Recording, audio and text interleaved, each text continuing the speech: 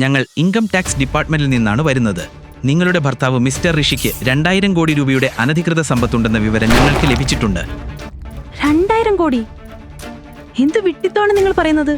എന്റെ ഭർത്താവ് സ്വന്തമായ ഒരു സമൂസ പോലും വാങ്ങാൻ കഴിവില്ലാത്തൊരു സാധാരണക്കാരനാണ്. ഓഫീസർ, നിങ്ങൾ എന്തോ തെറ്റിദ്ധരിച്ചതാണ്. അവൻ ഇത്രയും പണമൊക്കെ എവിടുന്ന് കിട്ടാനാ? നീ ഇവിടെ പണം ഒളിപ്പിച്ചിട്ടുണ്ടോ? എന്തു പണം? ഇതവരാണ്. ഇതെന്റെ ഭർത്താവാണ്.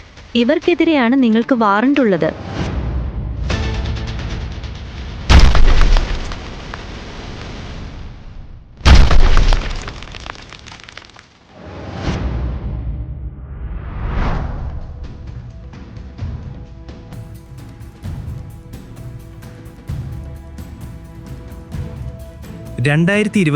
ജൂൺ 12 രാത്രി നീ എവിടെയായിരുന്നു? ഞാൻ പറഞ്ഞല്ലോ സാർ, ആ രാത്രി ഞാൻ എൻ്റെ ഗുരുവിൻ്റെ ഓഫീസിൽ അദ്ദേഹത്തോടൊപ്പമായിരുന്നു.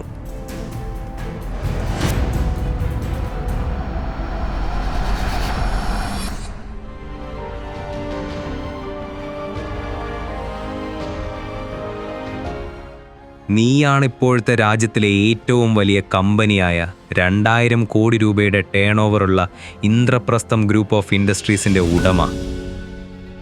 നീ പറയുന്നത് നീ ആയത് എല്ലാം ഗുരുജി മാധവന്റെ ഉപദേശങ്ങൾ കൊണ്ടാണ്. ആ രാത്രിയിൽ ഗുരു ശിഷ്യനെ കണ്ട് ആദ്യമായി ദക്ഷിണ ചോദിച്ചു. അപ്പോൾ ശിഷ്യൻ എങ്ങനെ പറ്റില്ലെന്ന് പറയാൻ പറ്റും? ഞാൻ കൈകൂപ്പി നിന്നോട് അപേക്ഷിക്കുന്നു, ദയവായി ശ്രീലക്ഷ്മിയെ വിവാഹം ചെയ്യൂ. വിവാഹത്തിന് ശേഷം 3 വർഷം നീ എന്റെ വീട്ടുവേലക്കാരനെ പോലെ താമസിക്കണം.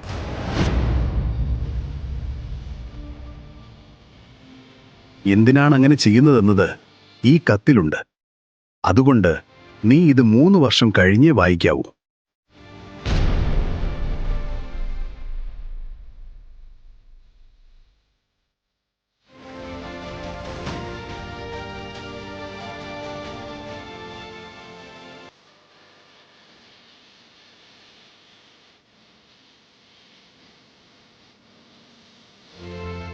എനിക്ക് ഒന്നും അറിയില്ല.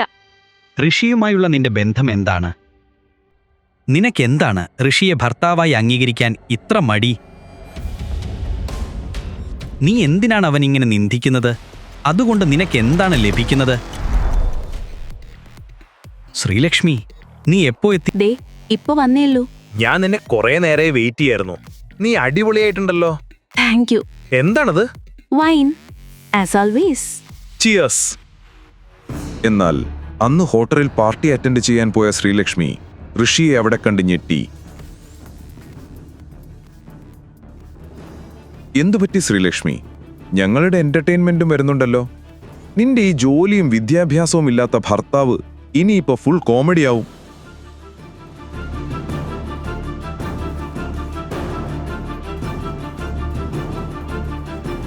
ഋഷി, എന്റെ ജീവിതത്തിൽ ഇങ്ങനെ പ്രശ്നങ്ങൾ തരുന്നത് മതിയാക്കിക്കൂടെ നിനക്ക്? ഇപ്പൊ ഇതാ ഇവിടെയും. സത്യം പറ, ഈ റിച്ച് പാർട്ടിയിൽ നീ എങ്ങനെ വന്നു? Calm down Sreelakshmi. നീ എനിക്ക് സംസാരിക്കാൻ ഒരു അവസരം എന്താ? അതോ നീ തന്നെ സംസാരിക്കുകയാണോ? ഈ പാർട്ടിക്കുള്ള ഇൻവിറ്റേഷൻ എനിക്കും കിട്ടിയിട്ടുണ്ട്. ഓഹോ, നിന്നെപ്പോലെ വീട്ടുജോലി ചെയ്യുന്ന ഒരാൾക്ക് ഈ പാർട്ടിക്ക് ക്ഷണമോ? നിനക്കറിയാമോ, ഇവിടെ ഒരുപാട് കോടീശ്വരന്മാർ വരുന്ന സ്ഥലമാണ്. ശ്രീലക്ഷ്മി, എനിക്കിവിടെ ഒരാളെ കാണാനുണ്ട്. നീ വെറുതെ എൻ്റെ സമയം കളയല്ലേ. എനിക്ക് നിന്നോട് ഇവിടുന്ന് തർക്കിക്കാനും താല്പര്യമില്ല. ഋഷി ഇങ്ങനെ ഇത്ര പെട്ടെന്ന് ഈ ബ്രാൻഡഡ് ഡ്രസ്സിൽ വന്നത്? വീട്ടുജോലി ചെയ്യുന്ന ഇവനെവിടുന്ന ഇത്രയും വില കൂടിയ സൂട്ട്? ഋഷി എവിടെ നിന്നാണ് വരുന്നത്? അവന്റെ യഥാർത്ഥം എന്താണ്? അവൻ വെറും ഒരു മരുമകനാണോ? അതോ വിലപിടിപ്പുള്ള കോട്ടിട്ട് ബോഡി ഗാർഡുകളോടൊപ്പം നടക്കുന്ന ബഹുമാനപ്പെട്ട മിസ്റ്റർ ഋഷിൻ വർമ്മയോ? എന്തിനാണ് വലിയ വലിയ ബിസിനസ്മാൻ ഇവന്റെ പിറകെ നടക്കുന്നത്? എല്ലാവരും എന്തിനാണ് ഇവനെ മിസ്റ്റർ ഋഷിൻ വർമ്മ എന്ന് വിളിക്കുന്നത്? ഋഷി സത്യത്തിൽ അത്ര സമ്പന്നനാണോ? ആണെങ്കിൽ ഇപ്പോഴും അവൻ പാവപ്പെട്ട ജീവിതം തുടരുന്നത് എന്തിനാണ്?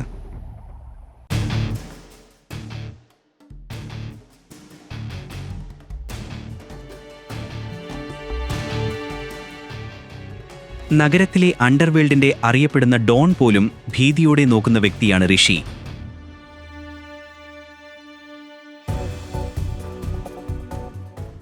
ഇത് കേൾക്കുമ്പോൾ വിശ്വസിക്കാൻ കഴിയില്ലെങ്കിലും നാട്ടിലെ ഏത് വലിയ കൊമ്പനും അവൻ്റെ പേര് കേൾക്കുമ്പോഴേക്കും ഭയക്കുന്നതെന്തിന്?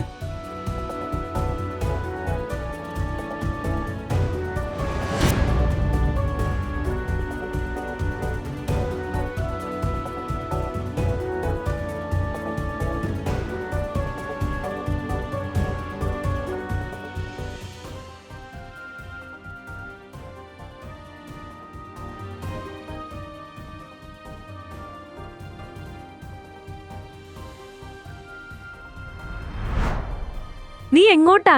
ഇന്ന് അച്ഛന്റെ ചരമവാർഷികമാണ്. അതുകൊണ്ടൊന്ന് ക്ഷേത്രത്തിൽ പോണം. ഞാൻ പോയിക്കോട്ടെ? നിനക്കറിയാമോ, എന്റെ മകളുടെ ദുർഭാഗ്യമാണ് അവൾ നിന്നെ വിവാഹം ചെയ്തത്. പക്ഷേ ഒരു പക്ഷേയുമില്ല. എനിക്ക് നിന്നോട് സംസാരിക്കാൻ വയ്യ. വേഗം അടുക്കളയിലേക്ക് ചെല്ല്. അവനെ ഒരു മകന്റെ സ്ഥാനത്ത് കാണാതെ ഒരു വേലക്കാരനോടെന്ന പോലെയല്ലേ നിങ്ങൾ പെരുമാറിയത്? ഋഷിയുടെ അമ്മയും അച്ഛനും അവന്റെ ബാല്യത്തിൽ തന്നെ മരിച്ചിരുന്നു. അവൻ നിങ്ങളുടെ വർമ്മ ഫാമിലിയിലാണ് വളർന്നത്. കാറുകൾ കഴുകുന്ന ജോലിക്കാരനെ പോലെ അവൻ ജോലി ചെയ്തിരുന്നു. എന്നാൽ ശ്രീലക്ഷ്മിയുടെ അച്ഛൻ അവളെ വീട്ടിലെ കാറ് കഴുകുന്ന ജോലിക്കാരനായ ഋഷിയുമായി വിവാഹം ഉറപ്പിച്ചു. നീയും വീട്ടിലെ മറ്റെല്ലാവരും ഈ വിവാഹത്തെ എതിർത്തു.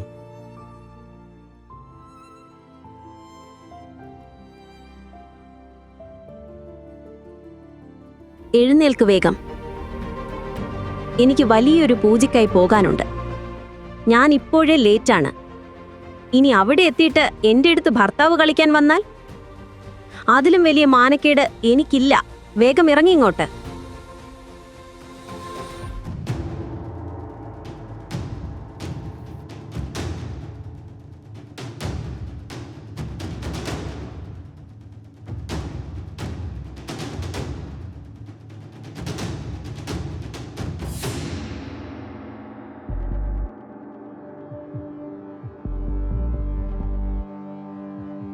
ഹലോ ഋഷി സാർ, നിങ്ങൾ വന്നോ? നിങ്ങൾ എനിക്ക് മാപ്പ് തരുമെന്ന് ഞാൻ ഒരിക്കലും കരുതിയില്ല. നിങ്ങളുടെ അച്ഛൻ്റെ ചരമവാർഷിക പൂജയ്ക്കു വേണ്ട എല്ലാ ഒരുക്കങ്ങളും ഞങ്ങൾ ചെയ്തു. നഗരത്തിലെ പ്രമുഖ പണ്ഡിതരും ബിസിനസ് കുടുംബങ്ങളും എല്ലാം ഇവിടെ എത്തിക്കഴിഞ്ഞു. നിങ്ങൾ എന്തിനാണ് ഇതൊക്കെ എനിക്ക് വേണ്ടി ചെയ്യുന്നത്? ഞാൻ എന്തിനാണ് നിങ്ങൾക്ക് മാപ്പ് തരേണ്ടത്? ഋഷി, നീ ഇപ്പോഴും തമാശ കളിക്കാണോ? അല്ല, എനിക്ക് നിങ്ങൾ പറയുന്നതൊന്നും മനസ്സിലായില്ല. എന്റെ കൂടെ വരൂ. എല്ലാം ഞാൻ വിശദമായി പറഞ്ഞു തരാം. വരൂ.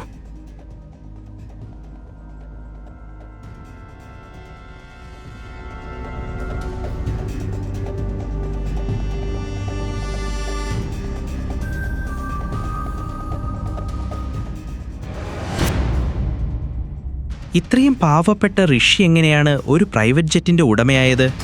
തന്റെ ഭാര്യയുടെ റെസ്പെക്ട് പോലും കിട്ടാത്ത ഇവനെങ്ങനെ അവൾക്ക് വേണ്ടി മിനിസ്റ്ററുടെ അപ്പോയിന്റ്മെന്റ് എടുത്തു കൊടുത്തു? ഡ്രൈവർ, വണ്ടി പെട്ടെന്ന് പുറത്തെടുക്കൂ. ഈ ബാഗും എടുത്തു വെക്കൂ. എന്റെ ഫ്ലൈറ്റിന്റെ ടൈമായി. I M already late. ഈ ഡ്രൈവർ ഇത് എവിടെയാണ്? രാവിലെ മുതൽ ഋഷിയും കാണുന്നില്ല. ജോലി ചെയ്യേണ്ട സമയത്ത് എല്ലാവരും എവിടെ പോയിരിക്കണാവോ? ഡൽഹിയിലേക്ക് പോകേണ്ട ഫ്ലൈറ്റ് മിസ്സായാൽ മന്ത്രിയുമായുള്ള മീറ്റിംഗ് നടക്കില്ല. അതിനൊപ്പം സർക്കാരിന്റെ ഏറ്റവും വലിയ പദ്ധതിയും കൈവിട്ടു പോകും. ഡ്രൈവറിന്റെ അമ്മക്ക് സുഖമില്ലാത്തതുകൊണ്ട് അവൻ ഇന്ന് ലീവാണ്. എയർപോർട്ടിൽ ഞാൻ ഡ്രോപ്പ് ചെയ്യാം. എല്ലാത്തിനും ജോലി ചെയ്യാൻ മടിയാണ്. ഓരോ എക്സ്ക്യൂസ്. ഹാ, നടക്ക്. ശ്രീലക്ഷ്മി, മോളെ എങ്ങോട്ടാ പോകുന്നത്? അമ്മേ, ഞാനൊന്ന് ഡൽഹി വരെ പോവുകയാണ്. മീറ്റിംഗ് ഭംഗിയായി നടക്കാൻ പ്രാർത്ഥിക്കൂ. എന്റെ പ്രാർത്ഥന എന്നും നിന്റെ കൂടെയുണ്ട്.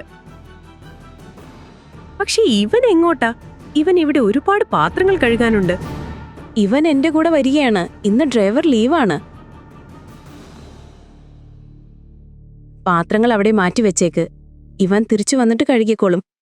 ബൈ. നീ എന്താണ് ഈ ചെയ്തോണ്ടിരിക്കുന്നത്? ശരത് അവിടെ എന്നെയും കാത്തിരിക്കുന്നുണ്ടാവും. ഞാൻ ഓൾറെഡി ലേറ്റ് ആണ്. ശരത് എന്ന പേര് കേട്ടതും ഋഷിയുടെ മുഖം വാടി. വാ, പോവാം.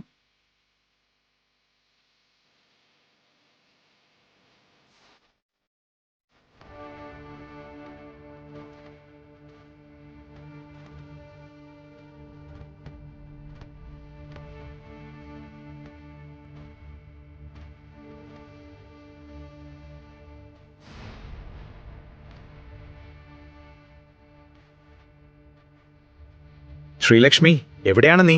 ടൈം നോക്ക്, നമുക്ക് ഫ്ലൈറ്റ് മിസ്സാവും. ഞാൻ എയർപോർട്ട് ലൗഞ്ചിൽ നിന്നെയും കാത്തിരിക്കുകയാണ്. എനിക്കറിയാം ശരത്, പക്ഷെ ഇവിടെ ഭയങ്കര ട്രാഫിക്. എന്താ ചെയ്യാന്ന് എനിക്ക് അറിയില്ല. ശരി, നീ പെട്ടെന്ന് എത്താൻ നോക്ക് പ്ലീസ്.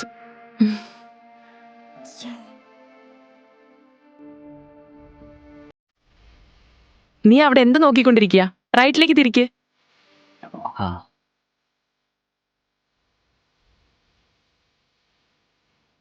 നമുക്കിനി എന്ത് ചെയ്യാൻ പറ്റും? ഒരുപാട് കഷ്ടപ്പെട്ട് കിട്ടിയ ഒരു അപ്പോയിന്റ്മെന്റ് ആയിരുന്നു ഇത്. ഇത് തന്നെ നമ്മുടെ കമ്പനി കൂപ്പുകുത്തുന്നതിൽ നിന്നും രക്ഷിക്കാനുള്ള അവസാന മാർഗമായിരുന്നു. നമുക്കിനി എന്ത് ചെയ്യാൻ പറ്റും? വേറെന്തെങ്കിലും പ്ലാൻ ഉണ്ടോ? ശ്രീലക്ഷ്മി, ഞാൻ പറഞ്ഞില്ലേ, ഒന്നും നടക്കില്ല. നമ്മൾ ഫ്ലൈറ്റ് മിസ് ചെയ്തു.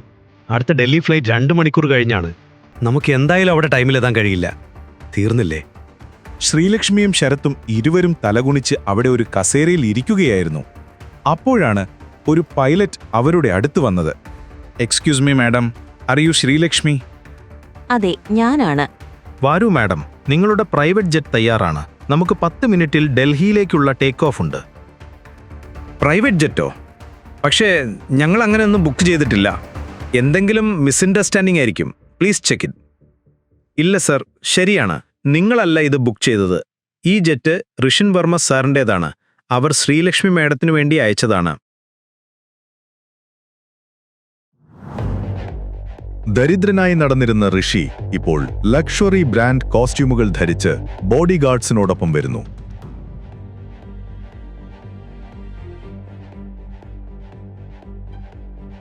Good morning sir. റെഡിയാണോ ശ്രീലക്ഷ്മി? ഈ പ്രൈവറ്റ് ജെറ്റ്? അത് നമുക്ക് പിന്നീട് സംസാരിക്കാം. ഇപ്പൊ നീ ലേറ്റ് ആവും, ചെല്ല്. Thank you. നീ എന്നെയും എന്റെ കമ്പനിയെയും രക്ഷപ്പെടുത്തി. It's all right. ബാക്കി ഫ്ലൈറ്റ് കയറിയിട്ട് നോക്കാം. നിന്റെ ഭർത്താവ് നിനക്ക് വേണ്ടി ഇത്രയെങ്കിലും ചെയ്യണ്ടേ? Let's go.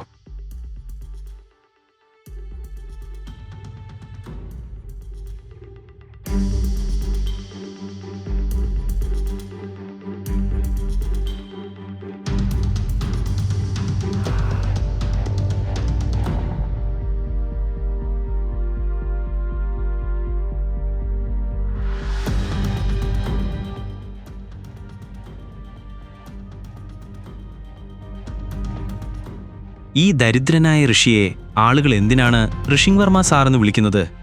ഈ മനുഷ്യന്റെ ജീവിതം എങ്ങനെ ഇങ്ങനെ മാറി? നീ എപ്പോഴും ദാരിദ്രനായി തള്ളിപ്പറഞ്ഞ ഭർത്താവിന്റെ അക്കൗണ്ട് ബാലൻസ് കണ്ടപ്പോൾ നീ അമ്പരന്നത് എന്തിനാണ്? ഞാൻ പറയുന്നത് ശ്രദ്ധിച്ചു കേൾക്ക്.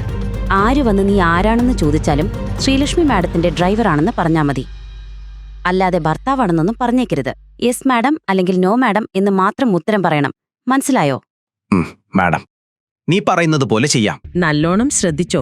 അറിയാതെ പോലും നമ്മൾ ഭർത്താവും ഭാര്യയുമാണെന്ന് പറയരുത്. ലക്ഷ്മൺ നിന്നെ കണ്ടാൽ എന്ത് വിചാരിക്കും? നിന്നെക്കൊണ്ട് ഇന്ദ്രപ്രസ്ഥം ഗ്രൂപ്പുമായുള്ള ഡീൽ തന്നെ കൈവിട്ടു പോകുമോ എന്നെനിക്ക് പേടിയുണ്ട്.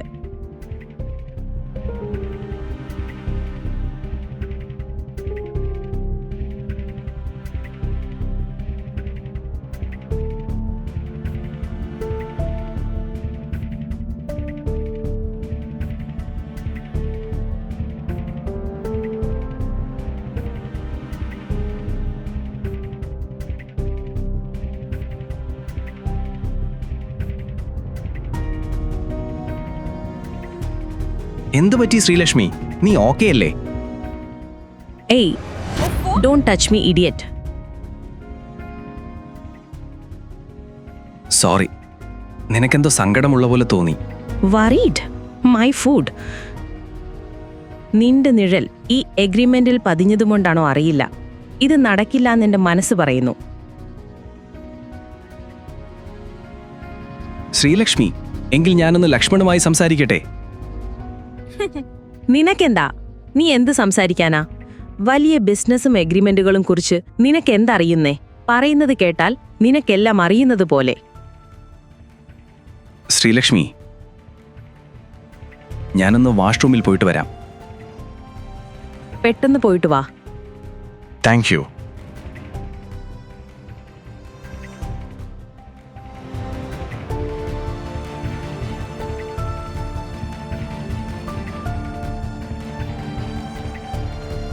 ഇത്ര വലിയ ഹോട്ടലിലെ ഗാർഡുകൾ ഇവനെ സല്യൂട്ട് ചെയ്യുന്നത് എന്തിനാണ്?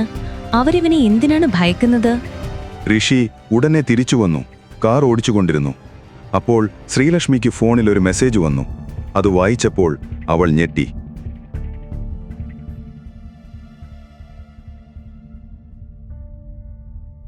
എന്റെ ദൈവമേ, ലക്ഷ്മൺ എഗ്രിമെന്റ് അംഗീകരിച്ചു. കോൺഗ്രാറ്റുലേഷൻ ശ്രീലക്ഷ്മി. നിന്റെ ബിസിനസ് അറിവും ബാക്കി കാര്യങ്ങളിലെ അറിവും കണ്ട ലക്ഷ്മൺ നിന്നെ റിജക്റ്റ് ചെയ്യില്ലെന്ന് എനിക്ക് ഉറപ്പായിരുന്നു. മതി മതി, ഇത്ര നാടകം കളിക്കണ്ട. പിന്നെ ലക്ഷ്മൺ സാറ്, ലക്ഷ്മൺ അല്ല. കൂടുതൽ പ്രശംസ വേണ്ട. എന്നാലും എങ്ങനെയാണ് ഇയാൾ അഗ്രിമെന്റ് അംഗീകരിച്ചത്? ആൻ ഓഫീസിൽ നിന്നും എന്നെ പുറത്താക്കിയതല്ലേ, ഇപ്പോ എങ്ങനെ എളുപ്പത്തിൽ സമ്മതിച്ചു?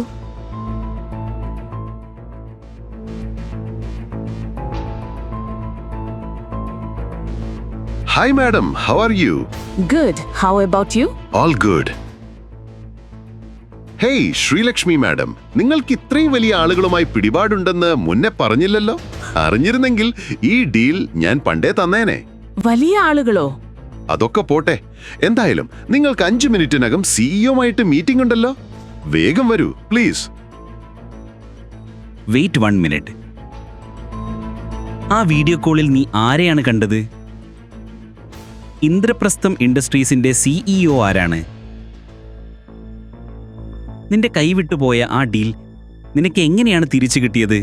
നീ പറഞ്ഞത് ലക്ഷ്മൺ എന്ന പേരല്ലേ? അവൻ നിന്നോട് ഏത് വലിയ ആളുകളുമായുള്ള ബന്ധത്തെക്കുറിച്ചാണ് പറഞ്ഞത്?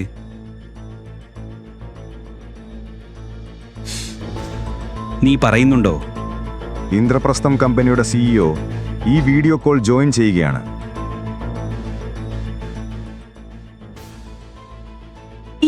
ഇതെന്റെ ഭർത്താവ് ഋഷിയല്ലേ? മാഡം, നിങ്ങൾക്ക് എന്തൊക്കെയാണ് വിളിച്ചു പറയുന്നത്? ലക്ഷ്മൺ സർ, എന്റെ ഭർത്താവിനെ തിരിച്ചറിയാതിരിക്കാൻ ഞാൻ പൊട്ടിയല്ല. ഞാൻ പറയുന്നത് സത്യമാണ്. ഇതെന്റെ ഭർത്താവ് ഋഷിയാണ്. അവൻ ഞങ്ങളുടെ വീട്ടിൽ ജോലിക്കാരനാണ്. മാഡം, ഒന്ന് ചിന്തിച്ചിട്ട് സംസാരിക്കൂ. മനസ്സിൽ വരുന്നതെല്ലാം വിളിച്ചു പറയരുത്. നിങ്ങൾക്കറിയാമോ ഇതാരാണെന്ന്? ഇത് നമ്മുടെ കമ്പനിയുടെ സിഇഒ ആണ്. നമ്മളെല്ലാം അദ്ദേഹത്തിന് വേണ്ടി ജോലി ചെയ്യുന്നു. എങ്ങനെയാണ് ഇദ്ദേഹം നിന്റെ ഭർത്താവുക? ലക്ഷ്മൺ സർ, ഞാൻ പറയുന്നത് സത്യമാണ്. ഇതെന്റെ ഭർത്താവാണ്. Shut up Sreelakshmi. Sir, I am really sorry.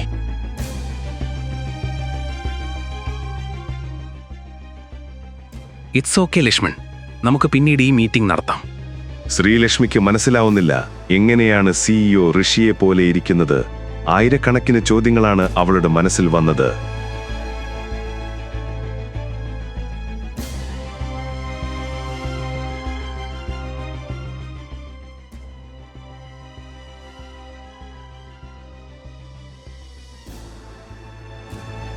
ഇനി ഋഷിയാണോ?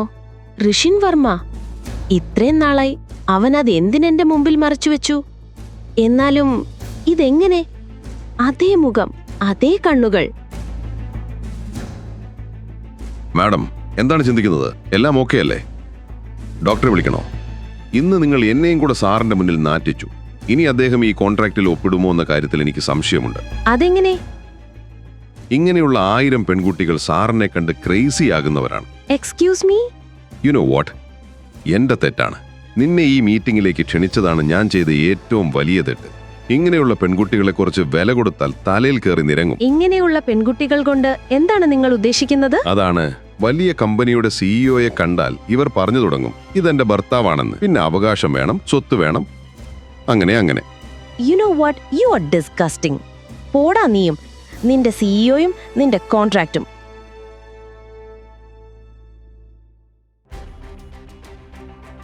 അമ്മേ, ഋഷി എവിടെ? ശ്രീലക്ഷ്മി, നീ എന്താ നേരത്തെ വന്നത്? ഇന്നലെ നിനക്കൊരു ഇമ്പോർട്ടന്റ് മീറ്റിംഗ് ഉള്ളത്. അമ്മേ, ഋഷി എവിടെയാന്ന് പറ. അടുക്കളയിൽ എവിടെയെങ്കിലും പാത്രം കഴുകിയിരിക്കുന്നുണ്ടാവും. എന്താ, അവൻ എന്തെങ്കിലും ചെയ്തോ? അവൻ വലിയൊരു തെറ്റ് ചെയ്തു. നീ അങ്ങനെ ഇത്ര പെട്ടെന്ന് ഇവിടെ എത്തി? ഓ ശ്രീലക്ഷ്മി, നീ നേരത്തെ എത്തിയല്ലേ? ഞാൻ നിനക്ക് നിന്റെ ഫേവറേറ്റ് ഫുഡ് ഉണ്ടാക്കുകയായിരുന്നു. എന്റെ ചോദ്യത്തിന്റെ ഉത്തരം പറ. നീ ഋഷിൻ വർമ്മയല്ലേ? നിന്നെയല്ലേ ഞാൻ എന്നാ വീഡിയോ കോൾ മീറ്റിംഗിൽ കണ്ടത്? ഋഷിൻ വർമ്മയോ? എനിക്ക് എന്താണ് നീ പറയുന്നതെന്ന് മനസ്സിലാവുന്നില്ല ശ്രീലക്ഷ്മി.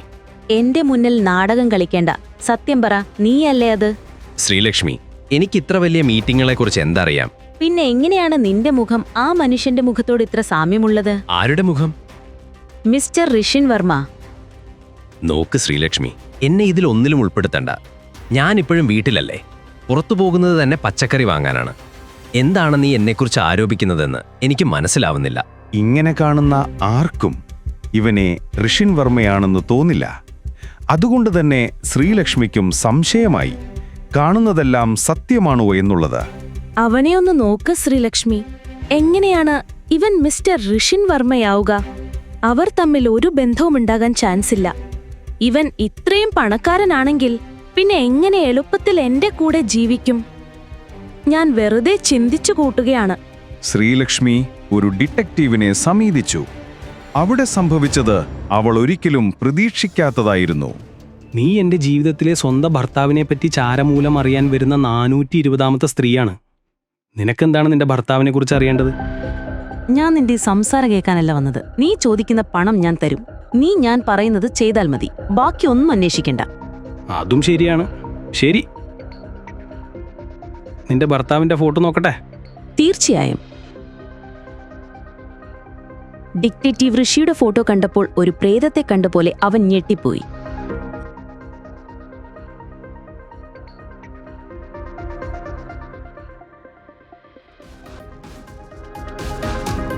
ഈ മനുഷ്യനെ കുറിച്ചാണോ നീ എന്നോട് അന്വേഷിക്കാൻ പറയുന്നത്? അതെ. നിനക്കെന്താ മോളെ വയ്യേ? സൂക്ഷിച്ച് സംസാരിക്കണം. ഇവനെ തന്നെയാണ് നീ സ്പൈ ചെയ്യേണ്ടത്. നിനക്കറിയാമോ നീ ആരെക്കുറിച്ചാണ് സംസാരിക്കുന്നതെന്ന്? ഇദ്ദേഹം നിന്റെ ഭർത്താവാണെന്ന് നീ കള്ളം പറയുകയാണെന്നാണ് എനിക്ക് തോന്നുന്നത്. എന്ത് ബോധമില്ലാത്ത വാക്കുകളാണ് പറയുന്നത്. ഈ ആൾ എന്റെ ഭർത്താവാണ്. എല്ലാവരും എന്താണ് ഇങ്ങനെ സംസാരിക്കുന്നത്? ഒരു കാര്യം ചെയ്യ്, നീ എഴുന്നേറ്റ് എൻ്റെ ഓഫീസിൽ നിന്ന് പോ. എനിക്ക് ചാരവണി ചെയ്യണ്ട. എനിക്കെന്റെ ജീവനാണ് വലുത്. എങ്കിൽ ഈ ആളാരാണ്? എല്ലാവരും ഇവനെ കണ്ടാൽ ഇത്ര ഭയക്കുന്നത് എന്തുകൊണ്ട്? നീ എവിടെയാണ് ജീവിച്ചത്? നിനക്ക് ഇയാളെ അറിയില്ലേ? ഇവൻ സാധാരണ ആളല്ല. നഗരത്തിലെ ഏറ്റവും വലിയ ആളാണിവൻ. ഡിറ്റക്റ്റീവ് ഋഷിയെക്കുറിച്ച് ശ്രീലക്ഷ്മിയോട് പറഞ്ഞതോടെ അവൾ അമ്പരന്നു. എന്താണ് ഡിറ്റക്റ്റീവ് ഋഷിയെക്കുറിച്ച് പറഞ്ഞത്? ഋഷിയുടെ അക്കൗണ്ടിൽ 2000 കോടി രൂപയുണ്ടോ? ശ്രീലു, ഇന്ന് അല്പം മുമ്പ് നിന്റെ മുത്തശ്ശി എന്നെ വിളിച്ചായിരുന്നു. മറ്റേ ട്രൈമീഡിയയുടെ മീറ്റിങ്ങിനെ പറ്റി നിന്നോട് സംസാരിക്കാൻ നാളെ മിക്കവാറും വിളിക്കും. ഋഷി പറഞ്ഞത് കേട്ട് ശ്രീലക്ഷ്മി ഒന്ന് നിശ്വസിച്ചു. ഹേ, അതവർ ആ സിദ്ധാർത്ഥിനെ ഏൽപ്പിച്ചോട്ടെ.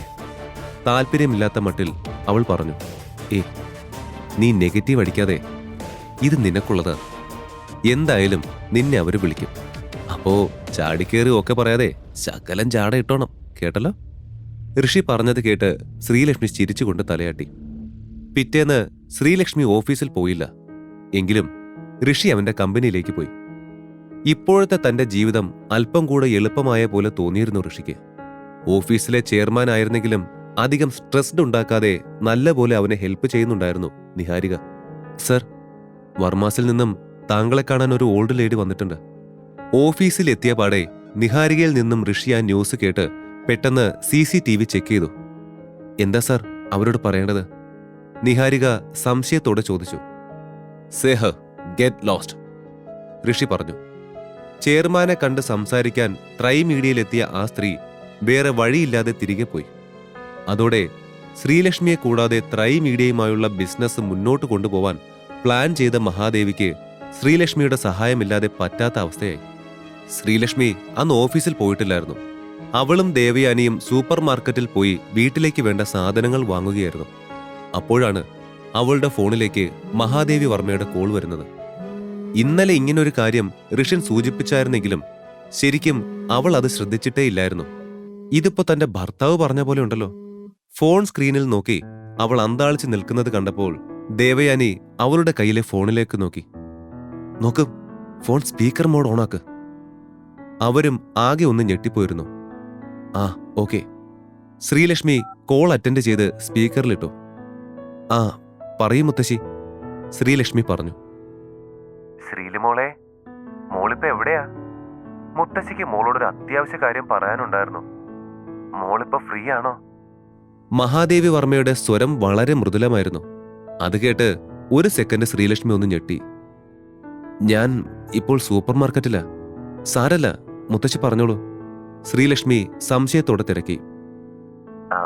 ശ്രീലു, എനിക്ക് നിന്റെ ഒരു ചെറിയ സഹായം ആവശ്യമുണ്ട്. നിനക്ക് പറ്റില്ലേ?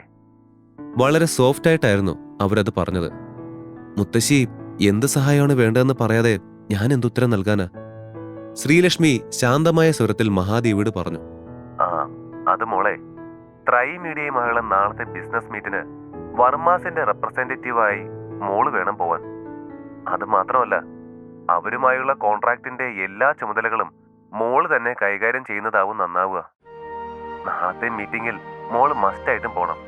ആ ബിസിനസ് കോൺട്രാക്ട് നേടിയെടുത്ത മോള് തന്നെയാണ് ഇത് കൈകാര്യം ചെയ്യാനും എല്ലാം കൊണ്ടും നല്ലത്. സിദ്ധാർത്ഥിന്റെ പേര് അതിൽ കടന്നു വരാതെ വളരെ ശ്രദ്ധാപൂർവമായിരുന്നു അവർ സംസാരിച്ചത്. കഴിഞ്ഞ രാത്രി ഋഷിൻ തന്നോട് സൂചിപ്പിച്ചിരുന്നത് അവൾക്ക് ഓർമ്മ വന്നു. ഇറ്റ്സ് ഓക്കെ മുത്തശ്ശി, ഇതിന്റെയൊക്കെ ചുമതല നിങ്ങൾ സിദ്ധാർത്ഥിനെ ഏൽപ്പിച്ചതല്ലേ? ഈയൊരു കാര്യം എൻ്റെ അടുത്ത് ചോദിച്ചത് വെറും ഫോർമാലിറ്റിക്കാണെന്ന് എനിക്കറിയാം. എനിക്കിതിൽ ഇൻവോൾവ് ആവാൻ താല്പര്യമില്ല. വേറെ പ്രത്യേകിച്ച് വിശേഷമൊന്നുമില്ലെങ്കിൽ ഞാൻ വെക്കട്ടെ, എനിക്കിവിടെ കുറച്ച് പണിയുണ്ട്. അതും പറഞ്ഞ് അവൾ കോള് ഡിസ്കണക്റ്റ് ആക്കി. എന്റെ പൊന്ന് ശ്രീലു, നീ എന്താ ഈ ചെയ്തേ? നിനക്ക് കൂടെ കൂടെ ഒട്ടും വിവരമില്ലാണ്ടാവാണോ? എന്ത് മണ്ടത്തിനാണ് നീ ഇപ്പൊ ചെയ്തത്? അമ്മ ഇങ്ങോട്ട് വന്ന് നിനക്കൊരു ഗോൾഡൻ ഓപ്പർച്യൂണിറ്റി തന്നിട്ട് നീ അത് തട്ടിക്കളഞ്ഞില്ലേ? ശോ ശ്രീലു, ഇന്നലെയല്ലേ ഇതേ അവസരം കൈവിട്ട് പോയെന്നും പറഞ്ഞ് നീ ടെൻഷൻ അടിച്ച് നടന്നത്. ഇന്നിപ്പോ ഇങ്ങോട്ട് ചോദിച്ചപ്പോ നിനക്ക് പറ്റില്ല. നിനക്ക് തലയ്ക്ക് ഓളം വല്ലതുണ്ടോ? ദേവയാനിക്ക് ശ്രീലക്ഷ്മി എടുത്തടിച്ച് പറഞ്ഞപ്പോൾ ദേഷ്യമാണ് തോന്നിയത്. അമ്മേ, ഇതൊരു സൂപ്പർ മാർക്കറ്റാണ്, എന്തിനാ ഇങ്ങനെ തൊണ്ടകീറി ഉച്ചത്തിൽ സംസാരിക്കുന്നേ? ഋഷിൻ പറഞ്ഞതുപോലെ സംഭവിച്ചതിൽ അവൾക്ക് അത്ഭുതം തോന്നി. അവൾ ഋഷിന് മെസ്സേജ് അയച്ചു. ഇതേ സമയം ട്രൈ മീഡിയയിൽ തന്റെ ക്യാബിനിലിരുന്ന് ലക്ഷ്മണനോട് സംസാരിക്കുകയായിരുന്നു ഋഷിൻ. സർ, ഇന്ന് ലഞ്ചിന് വരുമോ? ഞാനൊരു സ്പെഷ്യൽ ലഞ്ച് സാറിന് വേണ്ടി അറേഞ്ച് ചെയ്തിട്ടുണ്ട്. എന്തായാലും വരണം. ഞാൻ വരാം. പക്ഷേ താൻ എന്നെ സാർ എന്ന് വിളിക്കണ്ട, ഋഷിന്ന് വിളിച്ചാൽ മതി. ഈ സർ വിളിയിൽ വല്ലാത്തൊരു ഡിസ്റ്റൻസ് ഫീൽ ചെയ്യുന്നുണ്ട്. ഋഷി കെറുവോടെ പറഞ്ഞു. ഓക്കെ ഋഷി. മടിച്ച് അയാൾ ഋഷി അങ്ങനെ വിളിച്ചു. ഇപ്പൊ ഓക്കെ. ഞാൻ നിന്റെ ബോസ് അല്ല, ഫ്രണ്ടാണ്. അതാ എനിക്ക് കംഫർട്ട്. ഇതും പറഞ്ഞ് അവൻ ഫോൺ എടുത്തപ്പോഴാണ് ശ്രീലക്ഷ്മിയുടെ മെസ്സേജ് കണ്ടത്. ഇന്നലെ പറഞ്ഞ പോലെ തന്നെ മുത്തശ്ശി എന്നെ വിളിച്ചായിരുന്നു. ട്രൈ മീഡിയയുമായുള്ള ബിസിനസ് ചുമതല ഏറ്റെടുക്കാൻ ആവശ്യപ്പെട്ടാണ് വിളിച്ചത്. ഞാൻ താല്പര്യമില്ലെന്ന് തറപ്പിച്ച് പറഞ്ഞു. അമ്മ എൻ്റെ കൂടെ ഉണ്ടായിരുന്നു.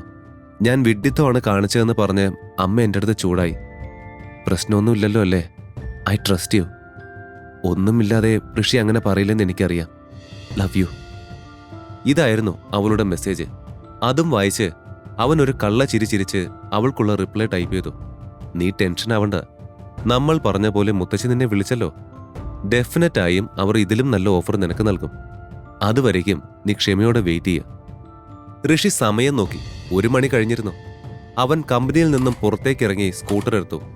ലക്ഷ്മണിന്റെ സ്പെഷ്യൽ ക്ഷണം അനുസരിച്ച് ഹോട്ടലിലേക്ക് ലഞ്ച് കഴിക്കാൻ ഇറങ്ങിയതായിരുന്നു ഋഷിൻ.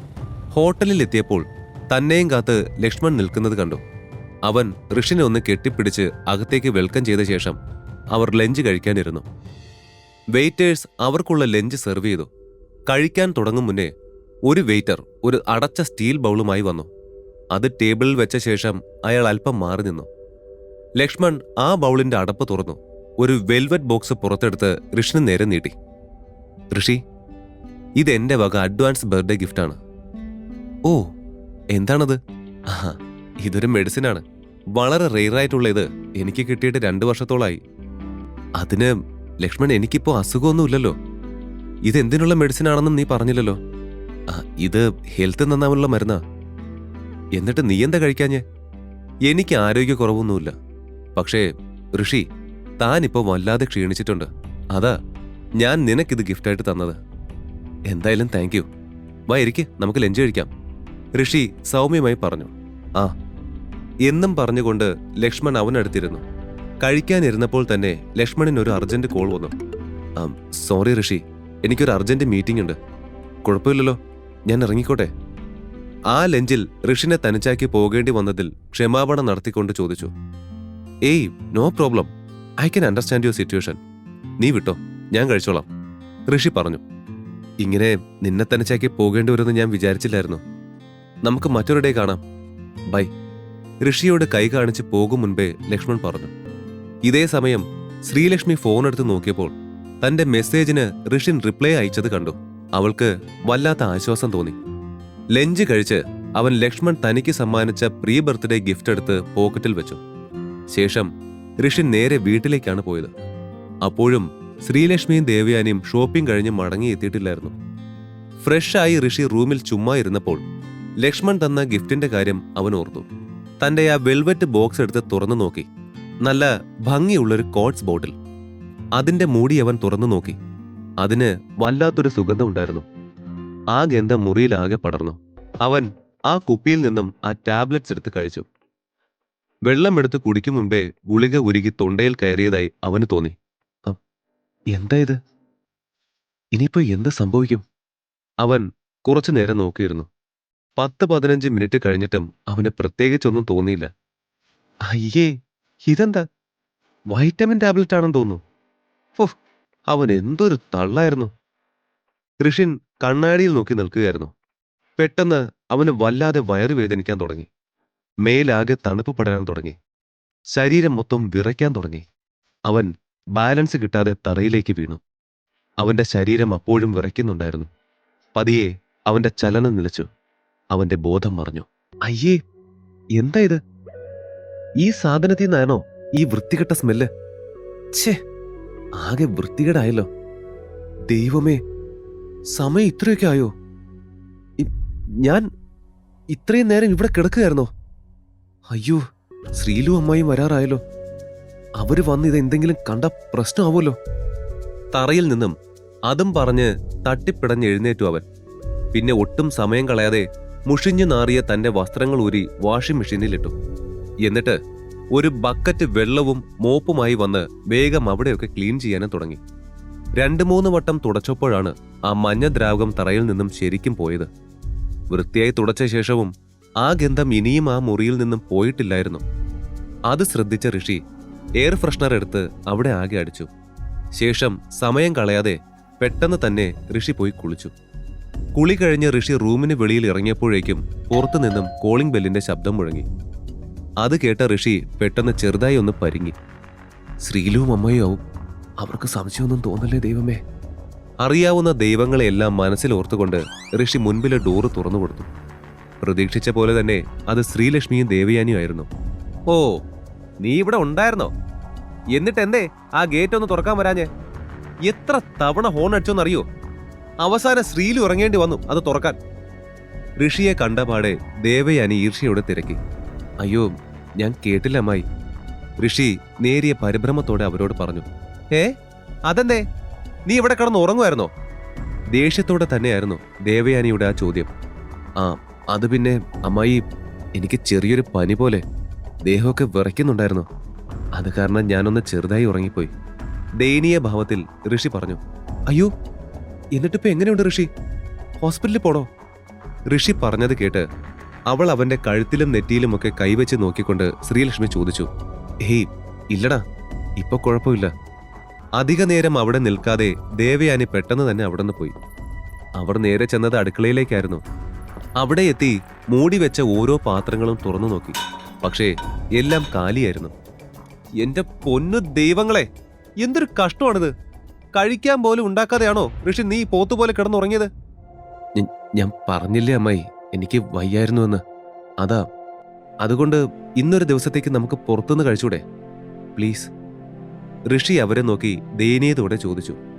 അത് കേട്ട് മറുപടിയായി ദേവയാനി എന്തോ പറയാൻ തുടങ്ങിയിരുന്നു. പക്ഷേ അതിനു മുൻപേ ശ്രീലക്ഷ്മി അവർക്കിടയിൽ കയറി.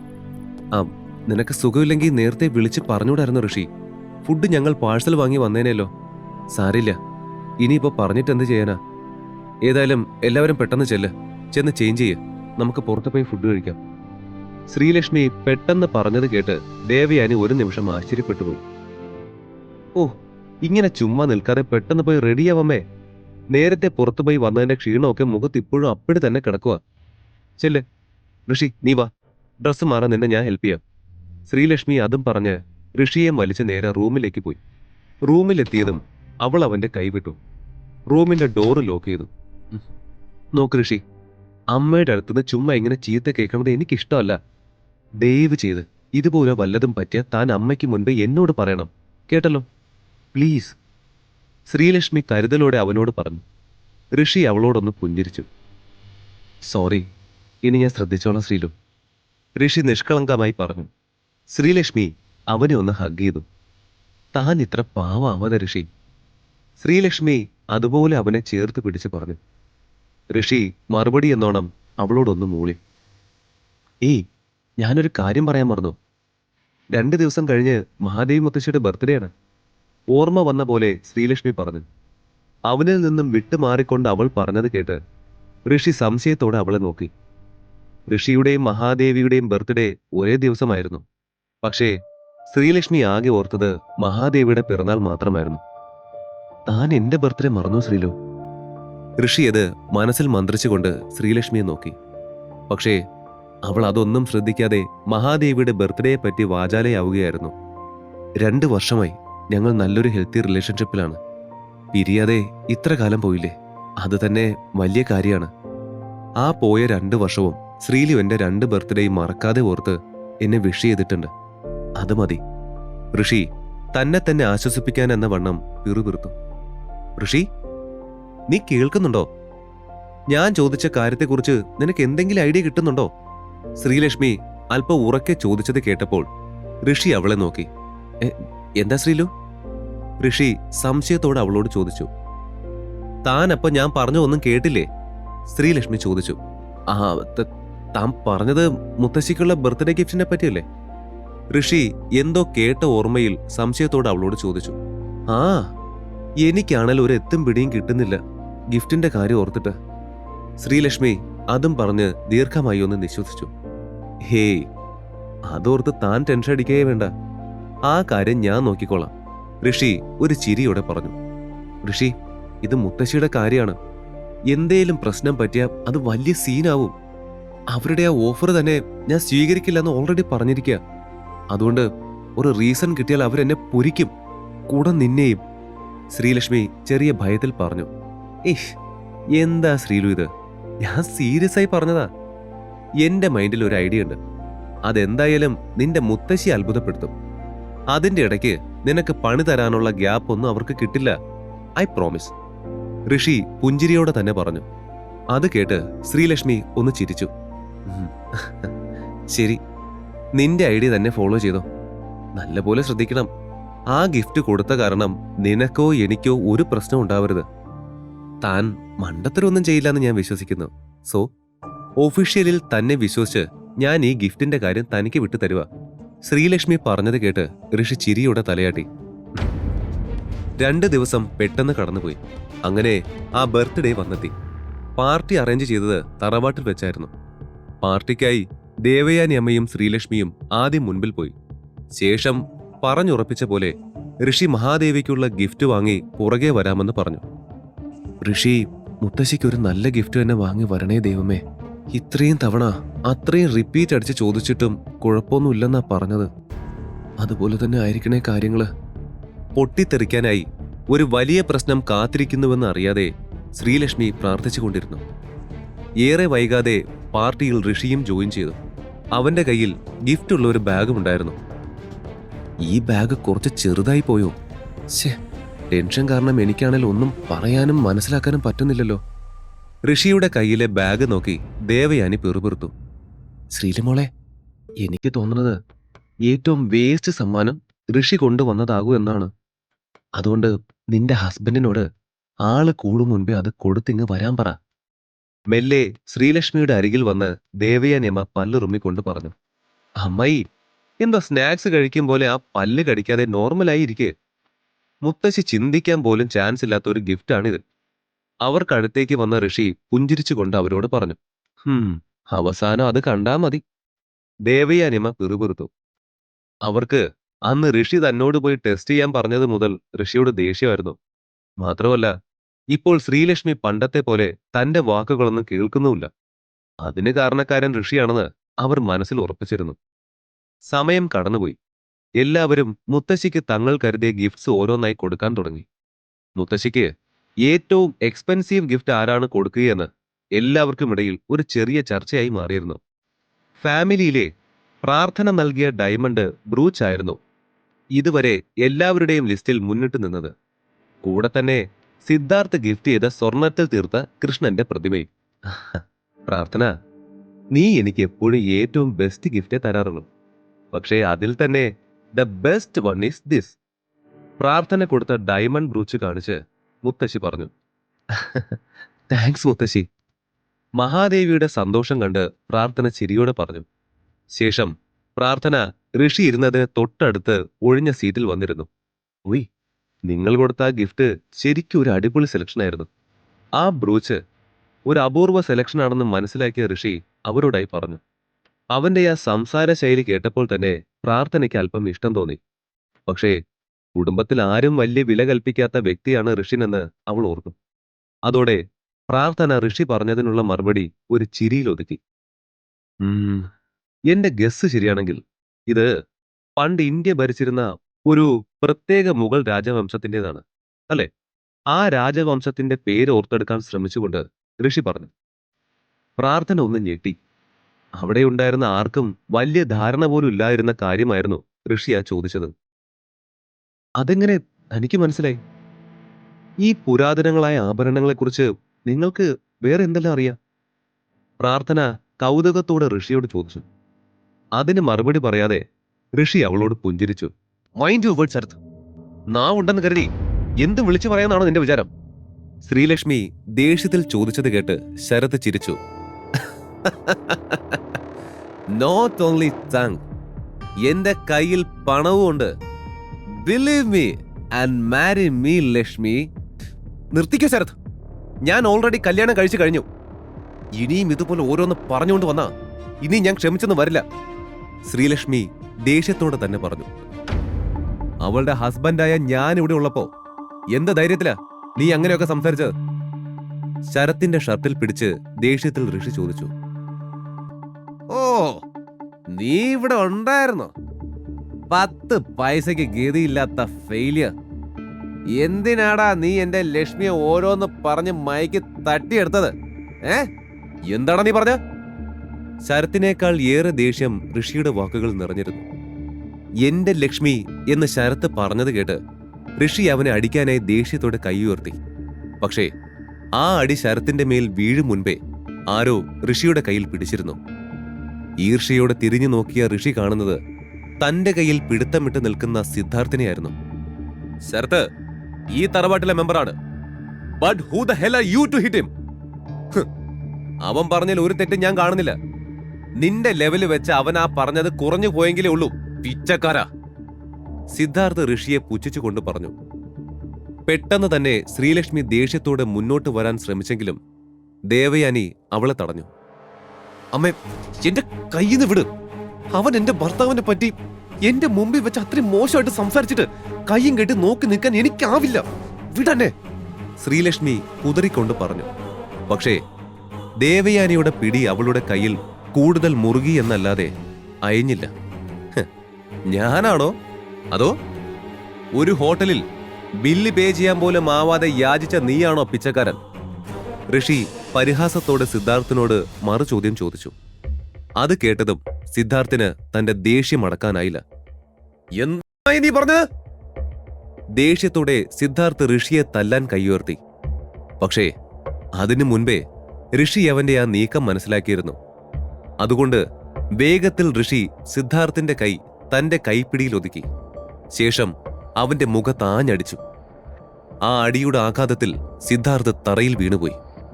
എന്റെ അമ്മോ, ഋഷി ശരിക്കും നല്ല ധൈര്യശാലിയാണ്. മുത്തശ്ശിയുടെ പെറ്റായ പേരക്കുട്ടിയുടെ മേൽ അവൻ കൈവച്ചില്ലേ? സിദ്ധാർത്ഥിന്റെ ആ വീഴ്ച കണ്ട് എല്ലാവരും ആശ്ചര്യപ്പെട്ടുകൊണ്ട് പറഞ്ഞു. നാണക്കേടോടെ സിദ്ധാർത്ഥ തറയിൽ നിന്നും എഴുന്നേറ്റു. ശേഷം മുഷ്ടി ചുരുട്ടി ഋഷിയുടെ മുഖത്തിടിക്കാൻ ശ്രമിച്ചു. പക്ഷേ തന്റെ മുഖത്തിന് നേരെ വന്ന സിദ്ധാർത്ഥിന്റെ കൈ വേഗത്തിൽ ഋഷി പിടിച്ചു. എന്നിട്ട് ആദിൽ നേരത്തെ പഠിപ്പിച്ച ഒരു വിദ്യ പ്രകാരം ആ കൈ ഇടത്തോട്ട് വളച്ചു. ഉള്ളിൽ എന്തോ പൊട്ടിയ പോലെ ശബ്ദം കേട്ടപ്പോഴേക്കും സിദ്ധാർത്ഥ് വേദന സഹിക്കാനാവാതെ ഉറക്കെ നിലവിളിക്കാൻ തുടങ്ങി.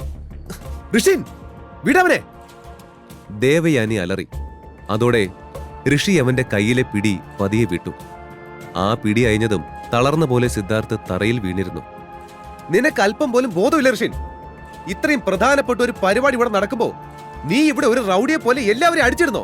ഛേ, നിന്നെ എപ്പോ എന്തെങ്കിലും പരിപാടിക്ക് കൊണ്ടുവന്നാൽ ഇതാണല്ലോ അവസ്ഥ. നാശം. ദേ, നിനക്ക് എന്റെ മോളെ ഒത്തിരി സ്നേഹം ഉണ്ടെങ്കിൽ ദയവ് ചെയ്ത് ഇപ്പൊ ഇവിടുന്ന് പുറത്തു പോ. അവർ ആക്രോശത്തോടെ അലറി. എന്താ അമ്മ ഈ പറയുന്നേ? ദേവയാനി അമ്മയുടെ പെട്ടെന്നുള്ള മാറ്റം മനസ്സിലാവാതെ ശ്രീലക്ഷ്മി അവർക്കടുത്തേക്ക് വരാൻ ശ്രമിച്ചതും ഋഷി അവളെ കൈ കാണിച്ച് അവളെ തടഞ്ഞു. സംഭവിച്ചതെല്ലാം അമ്മയും കണ്ടതല്ലേ, എന്നിട്ടും എന്നെ കുറ്റപ്പെടുത്തിക്കൊണ്ടിരിക്കുന്ന എന്തിനാ? അടക്കി പിടിച്ച ദേഷ്യത്തോടെ ഋഷി ദേവയാനിയോട് ചോദിച്ചു. കാരണം നീയാണ് തെറ്റുകാരൻ. ഞങ്ങളുടെ ഈ ഫാമിലിയിലെ ആരും അല്ലാത്ത നീ മാത്രമാണ് തെറ്റുകാരൻ. ദേവയാനി അമ്മ അലറിയത് കേട്ട് ഋഷി പല്ലുറുമി. ഒക്കെ ഞാൻ സമ്മതിച്ചു, ഞാൻ തെറ്റുകാരനാണ്. ഈ ഫാമിലിയിലുള്ള ആരുമല്ല.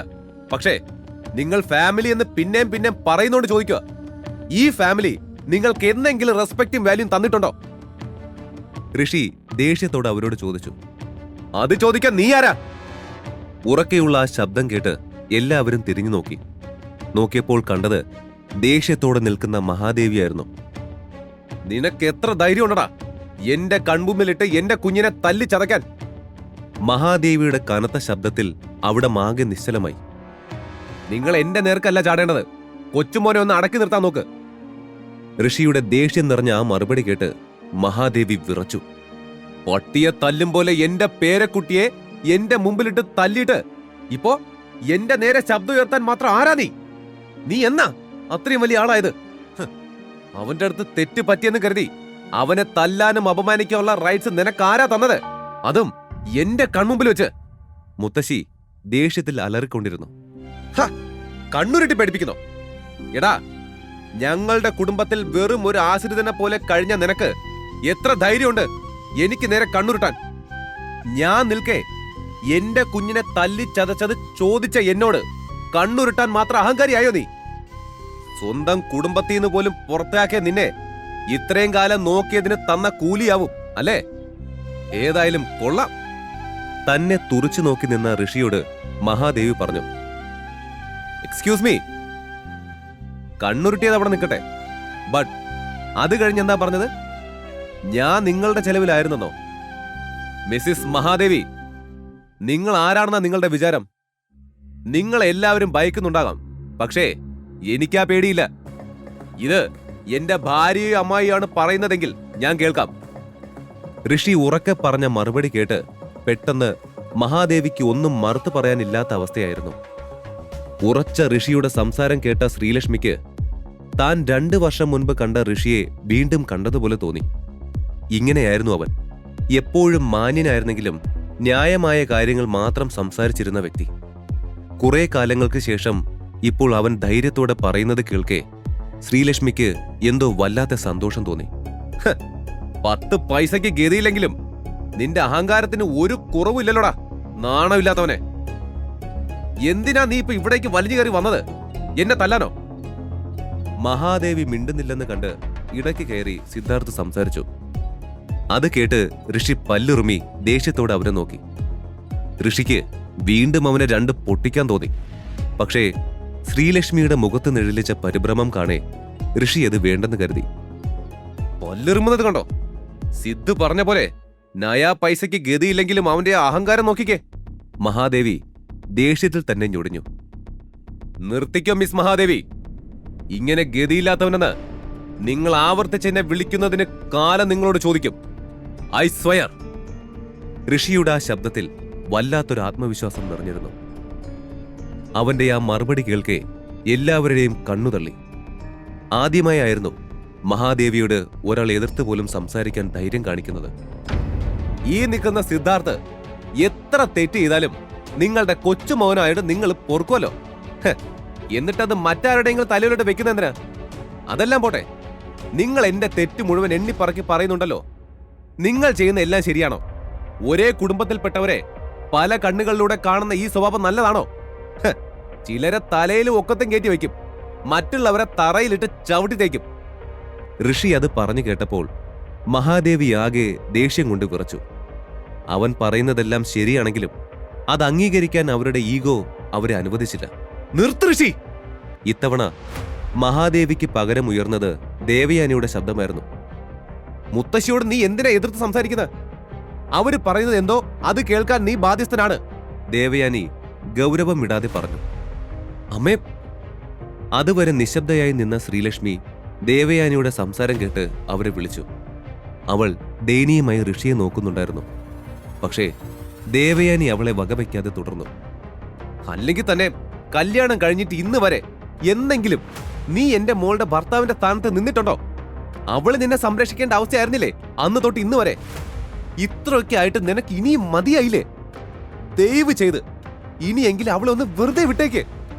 നീ പോയാലും ഞങ്ങൾ ജീവിക്കും. ഇത്രയും കാലം നീ ഉണ്ടായിട്ട് വലിയ മെച്ചമൊന്നുമില്ലായിരുന്നല്ലോ. നീ ഒന്ന് ഒഴിഞ്ഞു പോയാ ആ ഒരു ഭാരം കൂടി എന്റെ കുട്ടി അനുഭവിക്കേണ്ടി വരില്ല. ദേവയാനി ഉറക്കെ തന്നെ ഋഷിയോട് പറഞ്ഞു. അത് കേൾക്കെ ആൾക്കൂട്ടത്തിനിടയിലേക്ക് നിന്ന ശരത്ത് മെല്ലെ പുറത്തേക്ക് വന്നു. അവൻ ഋഷിയെ നോക്കി ചുണ്ടുകൂട്ടി ചിരിച്ചു. അമ്മേ, ഒന്ന് നിർത്ത് പ്ലീസ്. അല്ലെങ്കിൽ തന്നെ സിദ്ധാർത്ഥ് പറഞ്ഞതിൽ എന്താ തെറ്റ്? നീ ഈ ഒരു ഗതിയില്ലാത്ത ഇവന്റെ കൂടെ കഴിയുന്നതിന് നല്ലത് ഡിവോഴ്സായി വേറെ ഒരു ജീവിതം തുടങ്ങുന്നതാ. ദേവയാനി വീണ്ടും പറഞ്ഞുകൊണ്ടിരുന്നു. കേട്ടല്ലോ നിന്റെ അമ്മായി പറഞ്ഞത്. ഈ നിമിഷം നീ എന്റെ കുടുംബത്തിൽ നിന്ന് ഇറങ്ങിക്കോണം. മഹാദേവി ഉറക്കെ അവനോട് ആജ്ഞാപിച്ചു. അതിനാര് നിൽക്കുന്നു നിങ്ങളുടെ കുടുംബത്തില്? ദേവയാനി പറഞ്ഞതെല്ലാം കേട്ട് ആകെ തകർന്നു പോയിരുന്നു ഋഷി. ബിസിനസ്സിലെ ചില കള്ളക്കളികൾ ചെയ്യാൻ സിദ്ധാർത്ഥ് കൂടെ കൂട്ടിയ കൂലിത്തല്ലുകാരായിരുന്നു ആ ഗുണ്ടാസംഘം. അകത്ത് കടന്ന ആ സംഘത്തിലെ ഓരോ ആളുകളെയും കണ്ട ശ്രീലക്ഷ്മിക്ക് എല്ലാം കൈവിട്ടു പോകുന്ന പോലെ തോന്നി. ഋഷിക്ക് ഈ ആവശ്യമില്ലാത്ത പണി വാങ്ങിക്കൂട്ടേണ്ട വല്ല കാര്യം ഉണ്ടായിരുന്നോ? ഇപ്പൊ നോക്കിയേ, കുറെ തടിമാടന്മാരുടെ അടികൊണ്ട് മരിക്കാൻ പോവാ മണ്ടൻ. അവിടെയുള്ളവർ പിറുപിറുത്തു. പക്ഷേ അവർക്കിടയിൽ നിന്ന ഋഷിയുടെ കണ്ണുകളിൽ ഒരു തുള്ളി പേടിയും ഉണ്ടായിരുന്നില്ല. ഇയാളെയാണ് നിങ്ങളോട് അടിച്ചൊതുക്കാൻ പറഞ്ഞത്, സിദ്ധാർത്ഥ് ഋഷിയെ ചൂണ്ടിക്കാട്ടി പറഞ്ഞു. പക്ഷേ അപ്പോഴും ആ ഗുണ്ടകൾ ഋഷിയെ കണ്ടതും ഒരു നിമിഷം നിന്നു. ശേഷം അവർ സിദ്ധാർത്ഥിന് നേരെ തിരിഞ്ഞു. കാര്യം മനസ്സിലാവാതെ പകച്ചു നിന്നു പോയിരുന്നു സിദ്ധാർത്ഥ്. ഏറെ വൈകാതെ തന്നെ ഋഷിനെ തല്ലാൻ വേണ്ടി സിദ്ധാർത്ഥ് വിളിച്ചു വരുത്തിയവർ സിദ്ധാർത്ഥിനെ ആക്രമിക്കാൻ തുടങ്ങി. പ്രതീക്ഷിക്കാത്ത കാഴ്ച ആയതുകൊണ്ട് തന്നെ അവിടെ എല്ലാവരും ഞെട്ടിത്തരിച്ചുപോയി. അയ്യോ, എന്റെ കുഞ്ഞ്, ആരെങ്കിലും അവരെ പിടിച്ചു മാറ്റ്! മഹാദേവി ഒരലർച്ച പോലെ പറഞ്ഞു. പക്ഷേ വന്ന ഗുണ്ടകളെ കണ്ട് അവിടെയുള്ളവർ ഭയന്ന് മാറി നിന്നതല്ലാതെ സിദ്ധാർത്ഥിനെ രക്ഷിച്ചില്ല. ഋഷിൻ പുച്ഛത്തോടെ അവിടെ നിന്നും പോയി. ഋഷി പോയ ശേഷവും തങ്ങളുടെ ദേഷ്യം അടങ്ങുന്നത് വരെയും സിദ്ധാർത്ഥിനെ ആ ഗുണ്ടകൾ മർദ്ദിച്ചു. ഒട്ടും കുറയ്ക്കണ്ട, നല്ലത് കൊടുക്കണ്ട അവന്. അവന്റെ ഒടുക്കത്തെ ഒരു കൊട്ടേഷൻ. ഗുണ്ടകളുടെ കൂട്ടത്തിൽ ഒരുവൻ ഉറക്കെ പറഞ്ഞു. ദാ, ഇനി ഇതുപോലെ കൊട്ടേഷൻ ഏൽപ്പിക്കുമ്പോ ആളാരാണ്, എങ്ങനെയുള്ള ആളാണ് എന്നൊക്കെ കൃത്യമായി അന്വേഷിക്ക്. എന്നിട്ട് മാത്രമേ ഞങ്ങളെയൊക്കെ വിളിച്ചു വരുത്താൻ പാടുള്ളൂ. കേട്ടടാ മണ്ട. ഇന്ന് നിന്നെ ജീവനോടെ ബാക്കി വയ്ക്കുക. പക്ഷേ അടുത്ത തവണ ഈ അവസരം നിനക്ക് കിട്ടില്ല. വരണടാ. അത്രയും പറഞ്ഞുകൊണ്ട് അതിലെ നേതാവ് തന്റെ ആളുകളെയും കൂട്ടി അവിടെ നിന്നും തിരികെ പോയി.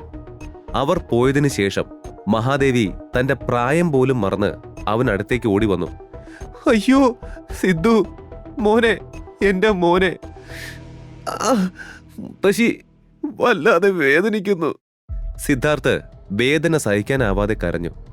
അവന്റെ ഇടറിയ ശബ്ദവും വേദന നിറഞ്ഞ മുഖവും കാണെ മഹാദേവിയുടെ കണ്ണുകളും നിറഞ്ഞു. എന്തുകൊണ്ടാണ് സിദ്ധാർത്ഥ് വിളിച്ചു വരുത്തിയ ഗുണ്ടകൾ ഋഷിനെ തല്ലാത്തത്? സിദ്ധാർത്ഥിനെ ഇത്രയധികം തല്ലിച്ചതച്ചതെന്തിന്? അവിടെ കൂടിയിരുന്നവരുടെ മനസ്സിലെല്ലാം ആ ചോദ്യങ്ങൾ ഉയർന്നു. ആർക്കും അതിനൊരു ഉത്തരം കണ്ടെത്താൻ കഴിഞ്ഞില്ല. Excuse me. ഇതുവരെ അവിടെ കേട്ടിട്ടില്ലാത്തൊരു പുരുഷ ശബ്ദം കേട്ടതും അവിടെ ഉണ്ടായിരുന്ന സർവരും പെട്ടെന്ന് നിശബ്ദരായി. എല്ലാവരുടെയും ശ്രദ്ധ വാതിലിനരികിലേക്ക് അപ്രതീക്ഷിതമായി കേട്ട ആ ശബ്ദത്തിലേക്ക് നീണ്ടു.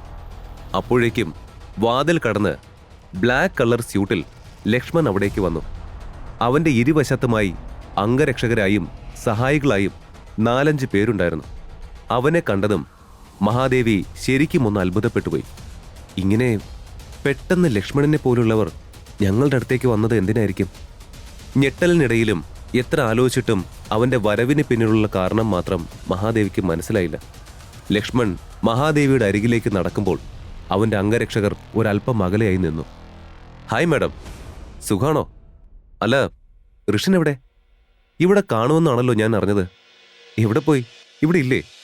ലക്ഷ്മൺ ചെറുചിരിയോടെ ചോദിച്ചു. സോറി ലക്ഷ്മൺ, ഋഷിൻ ഇവിടെ ഇല്ല. അവൻ പുറത്തേക്ക് പോയി. ദേവയാനി ആശ്ചര്യം മറയ്ക്കാൻ ശ്രമിച്ചുകൊണ്ട് പറഞ്ഞു. അയ്യോ, ആണോ? ഇനിയിപ്പോ ഋഷിൻ ഇവിടെ ഇല്ലാത്ത സ്ഥിതിക്ക് ഞാൻ ആരുടെയും സമയം വെറുതെ കളയുന്നില്ല. ഞാനും എന്ന് ഇറങ്ങാം. ദേ, ഇത് മിസസ് മഹാദേവിയുടെ പിറന്നാളിന് എന്റെ വകയൊരു ചെറിയ സമ്മാനമാണ്. Happy birthday. ലക്ഷ്മൺ താൻ കൊണ്ടുവന്ന സമ്മാനം മഹാദേവിയുടെ കയ്യിൽ കൊടുത്തുകൊണ്ട് അവിടെ നിന്നും വന്നതിലും വേഗത്തിൽ തിരിച്ചുപോയി. അയാൾ പെട്ടെന്ന് വന്നു, ഋഷിനെ പറ്റി ചോദിച്ചു, ഒരു ഗിഫ്റ്റും കൊടുത്തു, തിരിച്ചുപോയി. പരസ്പരം പുലമ്പുന്നത് പോലെ ആരൊക്കെയോ പറഞ്ഞു.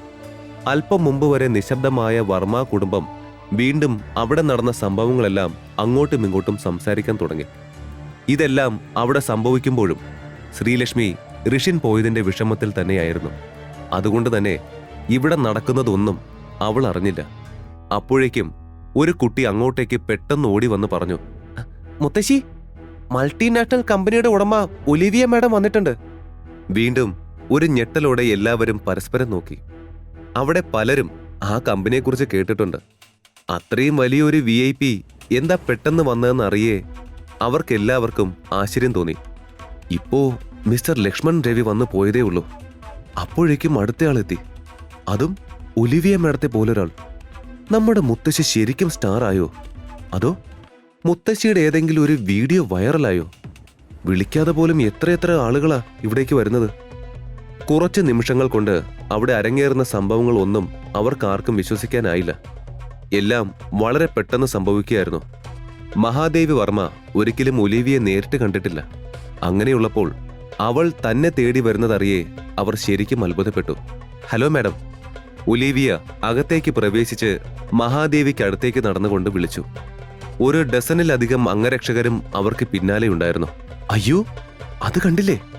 ഒരുപാട് ബോഡി ഗാർഡ്സ് ഉണ്ട്. ശരിക്കും വലിയ പുള്ളി തന്നെയായി ഈ ഒലിവിയ. വർമാസ് ഫാമിലിയുടെ കൂട്ടത്തിൽ ഒരാൾ മറ്റൊരാളോട് പറഞ്ഞു, ഓ, താങ്കളെന്റെ പിറന്നാളിന് ഇവിടെ എത്തിയതും എനിക്ക് അതിയായ സന്തോഷമുണ്ട് ഒലിവിയ. നിങ്ങളെപ്പറ്റി ഒരുപാട് ഞാൻ കേട്ടിട്ടുണ്ട്. ഒലിവിയയുടെ സ്ഥാനവും സാമ്പത്തികവും അറിഞ്ഞു വെച്ചുകൊണ്ട് മഹാദേവി അവളോട് വളരെ സ്നേഹത്തോടെ സംസാരിച്ചു.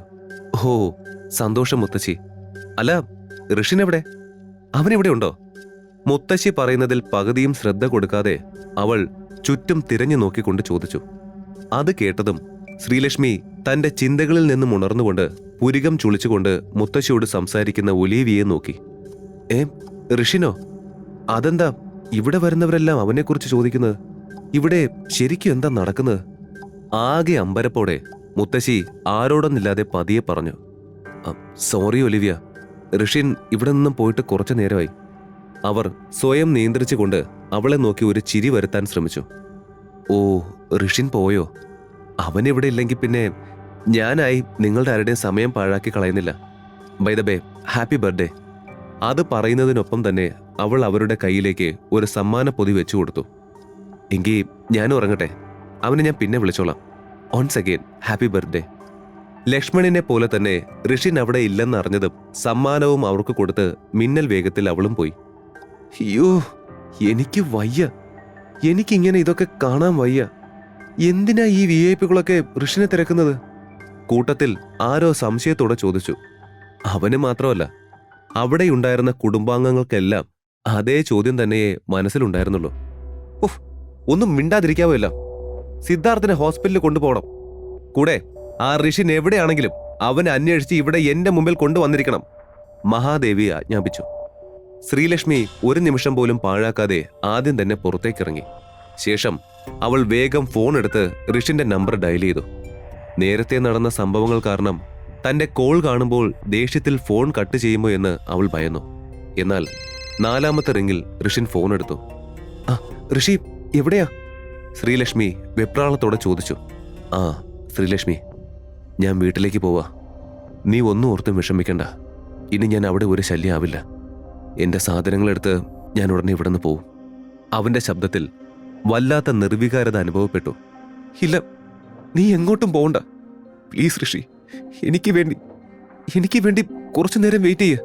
അവൾ അപേക്ഷിക്കുന്നത് പോലെ ചോദിച്ചു. കാർ എടുക്കാത്തത് കൊണ്ട് അവനോട് സംസാരിക്കുമ്പോൾ തന്നെ അവൾ ഒരു ടാക്സി നിർത്തി അതിൽ കയറിയിരുന്നു. അതേസമയം കാർ പാർക്കിങ്ങിൽ അവളെ കാത്തു നിന്ന ശരത്ത് അവൾ ടാക്സിയിൽ കയറുന്നത് കണ്ടു. അത് കണ്ടതും അവൻ ഒന്നും മിണ്ടാതെ അവളെ പിന്തുടരാൻ തുടങ്ങി. അവന്റെ മുഖത്ത് അപ്പോൾ ഒരു ക്രൂരമായ പുഞ്ചിരിയുണ്ടായിരുന്നു. നേരെ തന്റെ വീട്ടിലേക്ക് പോയ ശ്രീലക്ഷ്മി അവിടെ കിടക്കുന്ന ശരത്തിന്റെ കാറ് കണ്ട് അക്ഷരാർത്ഥത്തിൽ ഞെട്ടിയിരുന്നു.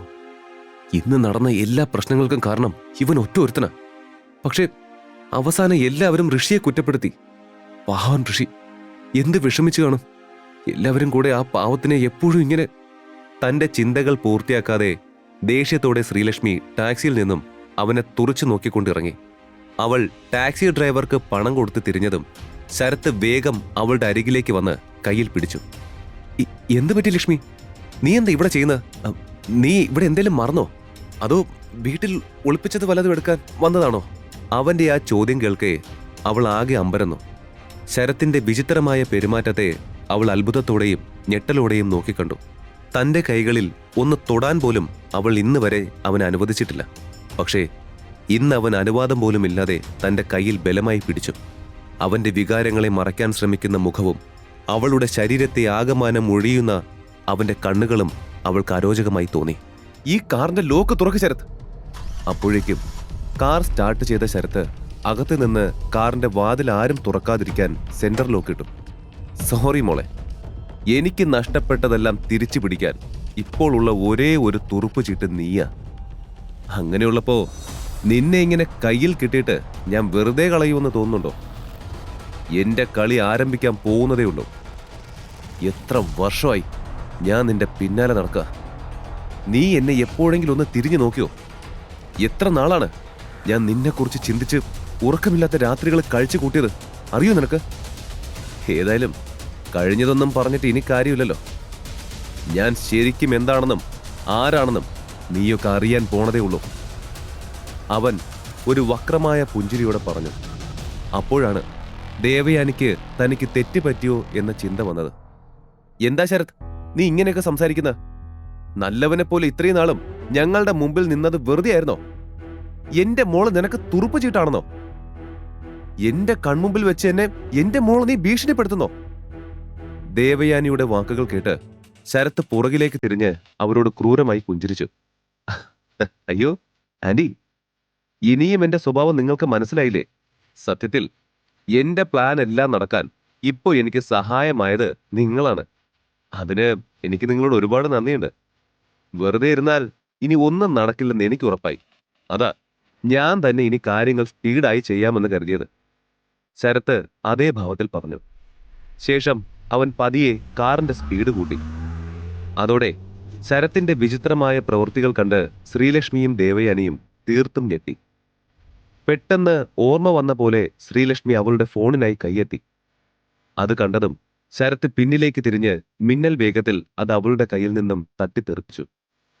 അതോടെ അവർ ഇനിയും രക്ഷപ്പെടാൻ ശ്രമിക്കുമെന്ന് അവൻ ഉറപ്പായി. അതുകൊണ്ട് അവൻ ഒട്ടും സമയം കളയാതെ വേഗം തിരിഞ്ഞ് ദേവയാനിയുടെ ബാഗും പിടിച്ചു വലിച്ച് ജനലിലൂടെ പുറത്തേക്കെറിഞ്ഞു.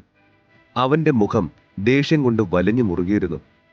അത് കാണേ ശ്രീലക്ഷ്മിക്കും ദേവയാനിക്കും അവനെ നോക്കാൻ പോലും ഭയം തോന്നി. കാരണം അത്രയും ക്രൂരമായ അവന്റെ ഭാവം അവരെ വല്ലാതെ പേടിപ്പിച്ചു. ശരത് പ്ലീസ് ഒന്ന് കാർ നിർത്തോ, എന്നെ വെറുതെ വിട്ടേക്ക്. എനിക്ക് എന്റെ ഋഷിയുടെ അടുത്തേക്ക് പോണം. പ്ലീസ് ഒന്ന് നിർത്തോ. ശ്രീലക്ഷ്മി കരച്ചിലിന്റെ വക്കിലെത്തി. ഇല്ല, അങ്ങനെ പറ്റില്ലല്ലോ. എന്റെ ലക്ഷ്മി, നിന്നെ ഇത്രയും കഷ്ടപ്പെട്ട് കുടുക്കിയത് ഇങ്ങനെ ഈസിയായി പറഞ്ഞുവിടാൻ വേണ്ടിയാണോ? നിന്നെ എന്റെ ആക്കാൻ ഞാൻ എന്ത് വേണമെങ്കിലും ചെയ്യും. ആ വാക്കുകൾ കേട്ട് ശ്രീലക്ഷ്മി ഒരു നടുക്കത്തോടെ അവനെ നോക്കി. എന്തെങ്കിലും ചെയ്തേ പറ്റൂ എന്ന ചിന്തയിൽ അവൾ വേഗം കാറിന്റെ ഡോർ തുറക്കാൻ ശ്രമിച്ചു. പക്ഷേ അതൊന്ന് അനക്കാൻ പോലും അവൾക്ക് കഴിഞ്ഞില്ല. അവൾ സീറ്റിൽ നിന്നും എഴുന്നേറ്റ് ശരത്തിന്റെ ഷർട്ടിൽ പിടിച്ചു. അവന്റെ കഴുത്തിൽ പിടിച്ചും അവനെ കയ്യിലടിച്ചും അവൾ കാർ നിർത്താൻ ശ്രമിച്ചു. എന്നാൽ എല്ലാം നഷ്ടപ്പെട്ട് മാനസികമായി തകർന്ന അവസ്ഥയിലായിരുന്നു ശരത്ത്. പൊതുവെ ഇനി ഒന്നും നഷ്ടപ്പെടാനില്ലാത്തവർക്ക് ലഭിക്കുന്ന ഒരുതരം കരുത്തുണ്ടല്ലോ, അത് ശരത്തിനുണ്ടായിരുന്നു. തന്നെ പിന്നിൽ നിന്നും ആക്രമിക്കുന്ന ശ്രീലക്ഷ്മിയെ അവൻ നിമിഷ നേരത്തിൽ തന്നെ കൈകാര്യം ചെയ്തു. അവളെ നിഷ്പ്രയാസം അവൻ പിന്നിലേക്ക് ആഞ്ഞു തള്ളി. അതിന്റെ ആഘാതത്തിൽ അവൾ അറിയാതെ തന്നെ സീറ്റിലേക്ക് തലയിടിച്ച് വീണു. ദേഷ്യം തീരാതെ അവൻ പെട്ടെന്നൊരു സ്ഥലത്ത് കാറ് നിർത്തി. തന്റെ സീറ്റിൽ നിന്നും ഉയർന്ന് പിന്നിലെ സീറ്റിലേക്ക് വീണുപോയ ശ്രീലക്ഷ്മിയുടെ കവളിൽ ആഞ്ഞടിച്ചു.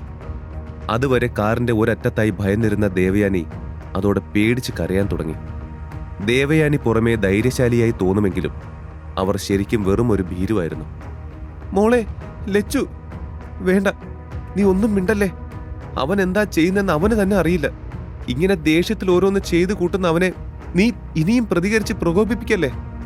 മോൾ ഇങ്ങനെ വണ്ടി ഓടിക്കുമ്പോൾ അവനെ ഉപദ്രവിക്കുകയും രക്ഷപ്പെടാൻ ശ്രമിക്കുകയും ചെയ്താ ഈ വണ്ടിയുടെ ബാലൻസ് തെറ്റി ഇത് എവിടെയെങ്കിലും മറിഞ്ഞു പോയാലോ? നമ്മുടെ ജീവനും കൂടെ പോവില്ലേ? ഒന്ന് സമാധാനായിട്ടിരിക്കും മോളെ. അമ്മയുടെ അപേക്ഷയായെങ്കിലും എടുക്ക്, പ്ലീസ് മോളെ. അവർ ഭയന്നുകൊണ്ട് ശ്രീലക്ഷ്മിക്ക് മുന്നറിയിപ്പ് കൊടുത്തു. അതോടെ നിറഞ്ഞ കണ്ണുകളാൽ ശ്രീലക്ഷ്മി മൗനമായത് കണ്ടതും ദേവയാനിയുടെ കണ്ണുകൾ അവളിൽ നിന്നും ശരത്തിലേക്ക് എത്തി നിന്നു. ശരത്തെ, നിന്നെ ഞാൻ കണ്ണുമടച്ച് വിശ്വസിച്ചതല്ലേ? എന്നിട്ട് നീ ഞങ്ങളോട്... ഞാൻ എന്റെ മോളെ ഒരു തവണ പോലും തല്ലിയിട്ടില്ല, അറിയോ നിനക്ക്? ആ മോളെയാ നീ എന്റെ മുമ്പിൽ വെച്ച് അടിച്ചത്. ഒരു ഭർത്താവുള്ള കുഞ്ഞ എന്റെ മോള്, അവളെയാ നീ ഇങ്ങനെ തട്ടിക്കൊണ്ടു പോവാൻ നോക്കുന്നത്.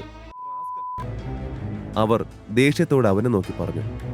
ഹലോ അമ്മായിയമ്മേ, അവളെ തൊടാൻ പോലും എനിക്ക് അവളുടെ അനുവാദം വേണ്ട. കാരണം ഈ കാറിൽ കേറിയപ്പോൾ മുതൽ അവൾ എന്റെയായി. ഇനി അവൾക്കൊരു തിരിച്ചു പോക്കുണ്ടാവില്ല. ഞാൻ ചിലപ്പോ അവളെ നിങ്ങളുടെ മുമ്പിൽ വെച്ച് തല്ലും, ചിലപ്പോ ഇവളെ ഞാൻ നല്ലതുപോലെ അങ്ങ് സ്നേഹിക്കും. അതൊന്നും നിങ്ങൾ അറിയണ്ട കേട്ടോ, പെണ്ണുമ്പിള്ളെ. ശരത്തിന്റെ വാക്കുകൾ കേട്ടതും ശ്രീലക്ഷ്മിക്ക് വല്ലാത്ത വെറുപ്പ് തോന്നി. ഛീ, നിനക്ക് നാണമില്ലേ ഇങ്ങനെയൊക്കെ സംസാരിക്കാൻ? എങ്ങനെയാ നീ ഇത്രയും നാള് നല്ലവനെ പോലെ എന്റെ മുന്നിൽ നടിച്ചത്? എന്റെ ഒരു നല്ല സുഹൃത്തായിട്ടാ ഞാൻ നിന്നെ കണ്ടത്. എന്നിട്ട് നീ എന്നെ കൂടെ നിന്ന് ചതിക്കുമായിരുന്നോ? നിന്നോടുണ്ടായിരുന്ന വിശ്വാസവും സ്നേഹവും ഒക്കെ ഒറ്റ നിമിഷം കൊണ്ട് നീ തന്നെ ഇല്ലാതാക്കിയില്ലേ? നിന്നെ എനിക്ക് വെറുപ്പ് നിറഞ്ഞ മുഖത്തോടെ അവനെ നോക്കി ശ്രീലക്ഷ്മി പറഞ്ഞു. ഒന്ന് പോടി. നീ ഇനി എന്തൊക്കെ പറഞ്ഞാലും എന്റെ തീരുമാനത്തിൽ ഒരു മാറ്റവും. ഞാൻ നല്ലവനാണെന്ന് ഞാൻ ആരോടും പറഞ്ഞിട്ടില്ല.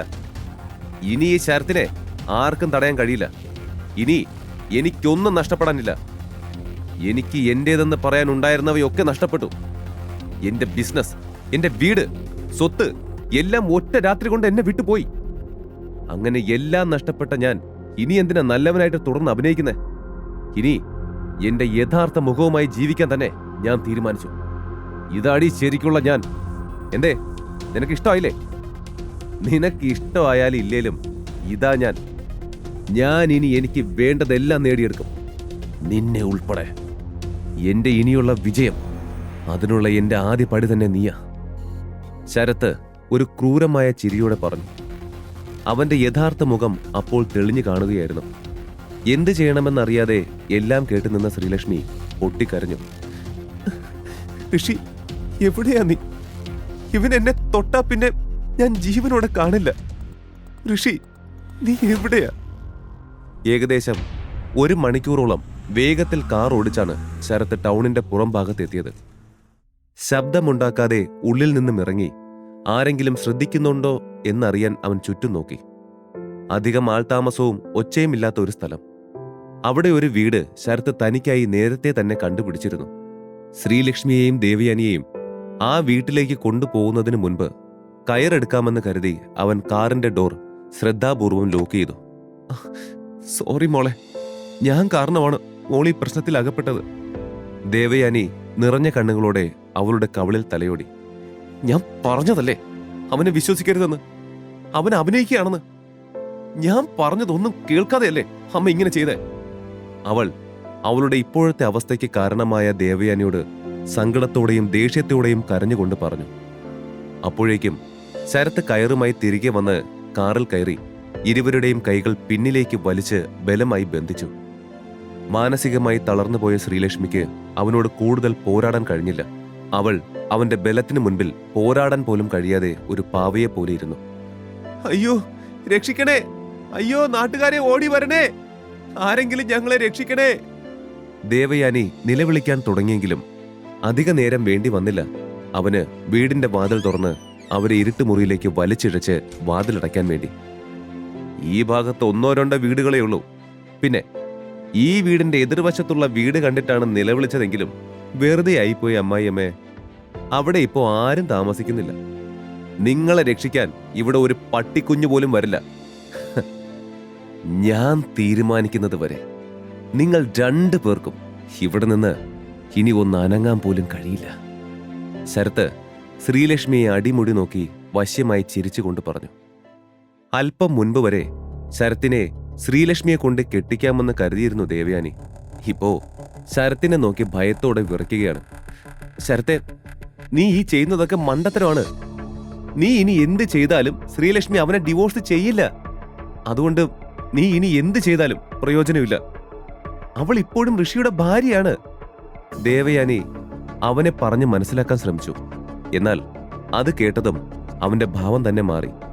അവന് നല്ല ദേഷ്യം വന്നു. മിണ്ടിപ്പോരുത്, അവൻ അവരോടായി അലറി. നിങ്ങളെന്താ എന്നെ പഠിപ്പിക്കാൻ വരുവാണോ? ഇനി നിന്റെ ശബ്ദം ഇവിടെ കേട്ടുപോരുത്. അവൻ അവരെ നോക്കി ചൂണ്ടുവിരൽ കൊണ്ട് മിണ്ടരുതെന്ന് ആംഗ്യം കാണിച്ചു. ഇപ്പൊ തന്നെ ഞാൻ ഭ്രാന്ത് പിടിച്ച അവസ്ഥയിലാ. അപ്പോഴാ അവരുടെ കോപ്പിലൊരു ക്ലാസ്. ഞാനും ഇങ്ങനെയൊക്കെ ആവണമെന്ന് ആഗ്രഹിച്ചല്ലോ. പക്ഷെ ഒന്നും എന്റെ വഴിക്ക് വന്നില്ല. ഞാനും നിങ്ങളെപ്പോലെ സാധാരണ ഒരു കല്യാണം ആഗ്രഹിച്ചതാ. പക്ഷേ ഞാൻ സ്നേഹിച്ച പെണ്ണ് വേറൊരുത്തനെ കെട്ടിയില്ലേ? നീ ശരിക്കും പോലീസിനെ അറിയിച്ച് അവരെയും കൂട്ടിക്കൊണ്ടു വന്നോ? ശരത്ത് അല്പം പതർച്ചയോടെ ചോദിച്ചു. നിന്നെ പോലുള്ള പൊട്ടന്മാർക്ക് അവരാണ് നല്ലത്. ഋഷിയുടെ മറുപടി പുച്ഛം നിറഞ്ഞതായിരുന്നു. ഇനി നീ മര്യാദയ്ക്ക് 2 പേരെയും വിട്ടയച്ചില്ലെങ്കിൽ ജീവിതാവസാനം വരെ നിനക്ക് ജയിലിൽ കിടക്കാം. പറഞ്ഞില്ലെന്ന് വേണ്ട. എനിക്കറിയാം നീ കള്ളം പറയാണെന്ന്. ഇങ്ങനെ പറഞ്ഞാൽ ഞാൻ പേടിക്കുമെന്ന് നീ വിചാരിക്കണ്ട. എനിക്ക് ഈസിയായി ഇതിൽ നിന്നൊക്കെ ഊരിപ്പോരാം. ശരത്ത് ഭയം മറച്ചുകൊണ്ട് അവനോട് വീരവാദം മുഴക്കി. നിന്നെ ഇവിടുന്ന് രക്ഷപ്പെടാൻ ഞാൻ സഹായിക്കാം. പക്ഷേ അവരെ വെറുതെ വിടണം.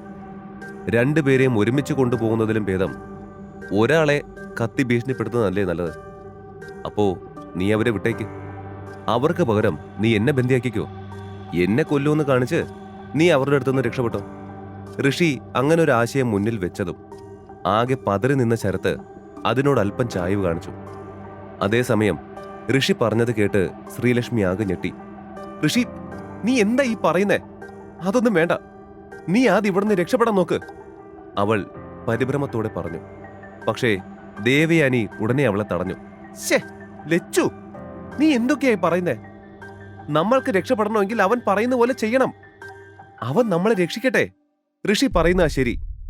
സ്വന്തം ജീവൻ മാത്രം രക്ഷിക്കാൻ ശ്രമിക്കുന്ന തന്റെ അമ്മയെ അവൾ ദേഷ്യത്തോടെ നോക്കി. നീ അവിടെ എന്ത് നോക്കി നിൽക്കുക? പറഞ്ഞതുപോലെ ചെയ്യടാ. വേഗം ഞങ്ങളെ രക്ഷിച്ചിട്ട് നീ ഇവിടെ ഞങ്ങൾക്ക് പകരം ഇരിക്ക്. ഋഷിയോട് ദേവയാനി അമ്മ ആജ്ഞാപിച്ചു. ശരത് ഇതെല്ലാം നോക്കി നിൽക്കുകയായിരുന്നു. അപ്പോഴും അവന്റെ ഉള്ളിൽ മുഴുവൻ വീടിന് ചുറ്റും പോലീസ് ഉണ്ടെന്നുള്ള ഭീതിയായിരുന്നു. പോലീസ് അവിടെ വരുമ്പോൾ വർമാസ് കുടുംബത്തെയും വിവരം അറിയിച്ചിട്ടാണ് വന്നത്. ഒരു ലേഡി അസിസ്റ്റന്റ് കമ്മീഷണർ മുന്നോട്ട് വന്നു. അവളുടെ കീഴിൽ ഒരു ചെറിയ പോലീസ് സേന തന്നെ ഉണ്ടായിരുന്നു. ഏറെ വൈകാതെ മഹാദേവി വർമ്മയും കുടുംബത്തിലെ ചില പ്രധാന അംഗങ്ങളും അവിടേക്ക് വന്നു. ACP മാഡം, എന്താ ശരിക്കും സംഭവിച്ചത്? അവരിൽ ഒരാൾ ചോദിച്ചു. ശരത്തിന്റെ വീടിന് എതിർവശത്തുള്ള ഒഴിഞ്ഞ വീട്ടിൽ നിന്നും ബൈനോക്കുലറിലൂടെ നിരീക്ഷിക്കുകയായിരുന്നു പോലീസ്. ആ കിഡ്നാപ്പറിനോട് ഋഷി സംസാരിക്കുകയാണ്. എന്താ സംസാരിക്കുന്നതെന്ന് അറിയാൻ വയ്യ. പോലീസുകാരൻ ആ ദൃശ്യം നോക്കിക്കൊണ്ട് പറഞ്ഞു. അവരെ തട്ടിക്കൊണ്ടുപോയ ആൾ ആരാണെന്ന് പറയാമോ? മഹാദേവി സംശയത്തോടെ ചോദിച്ചു. ആ തട്ടിക്കൊണ്ടുപോയ ആളുടെ പേര് ശരത് എന്നാ ഞങ്ങൾ അറിഞ്ഞത്. അവൻ നിങ്ങളുടെ ഫാമിലി ഫ്രണ്ട് ആണല്ലേ? ACP മാഡം അവരോടായി ചോദിച്ചു. എന്താ? ശരത്തിന്റെ പേര് കേട്ടതും അവരെല്ലാവരും ഒന്നടങ്കം ഞെട്ടി. മാഡം, നിങ്ങൾ ഈ പറയുന്നത് സത്യമാണോ? ശരത്ത് വളരെ നല്ല ചെറുക്കനാ. അവൻ ഇങ്ങനെ ചെയ്യുമെന്ന് എനിക്ക് വിശ്വസിക്കാൻ കഴിയുന്നില്ല. മഹാദേവി ഉറപ്പിച്ചു പറഞ്ഞു. ഇത് നിങ്ങൾക്ക് പുതിയതായിരിക്കും, പക്ഷെ സത്യമാണ്. എപ്പോഴും ഇത്തരം കുറ്റകൃത്യങ്ങളിൽ ഏർപ്പെടുന്നവർ കൂടുതലും വിക്ടിംസിനും ഫാമിലിക്കും അടുത്തറിയാവുന്നവരോ നല്ലവരെന്ന് കരുതുന്നവരോ ആയിരിക്കും. മാഡം, അവർ ബന്ദികളെ കൈമാറുന്നതിനെ കുറിച്ചാണ് സംസാരിക്കുന്നതെന്ന് എനിക്ക് തോന്നുന്നു. ഋഷി അവിടെ അവർക്ക് പകരം ബന്ദിയാവും. പകരമായി ആ അമ്മയെയും മകളെയും പുറത്തുവിടാനാണ് പ്ലാൻ എന്ന് തോന്നുന്നു. ബൈനോക്കുലറിലൂടെ നിരീക്ഷിച്ചു കൊണ്ടിരുന്ന പോലീസ് അവരുടെ ചുണ്ടുകൾ അനങ്ങുന്നത് ശ്രദ്ധിച്ചുകൊണ്ട് അറിയിച്ചു. അത് നന്നായി.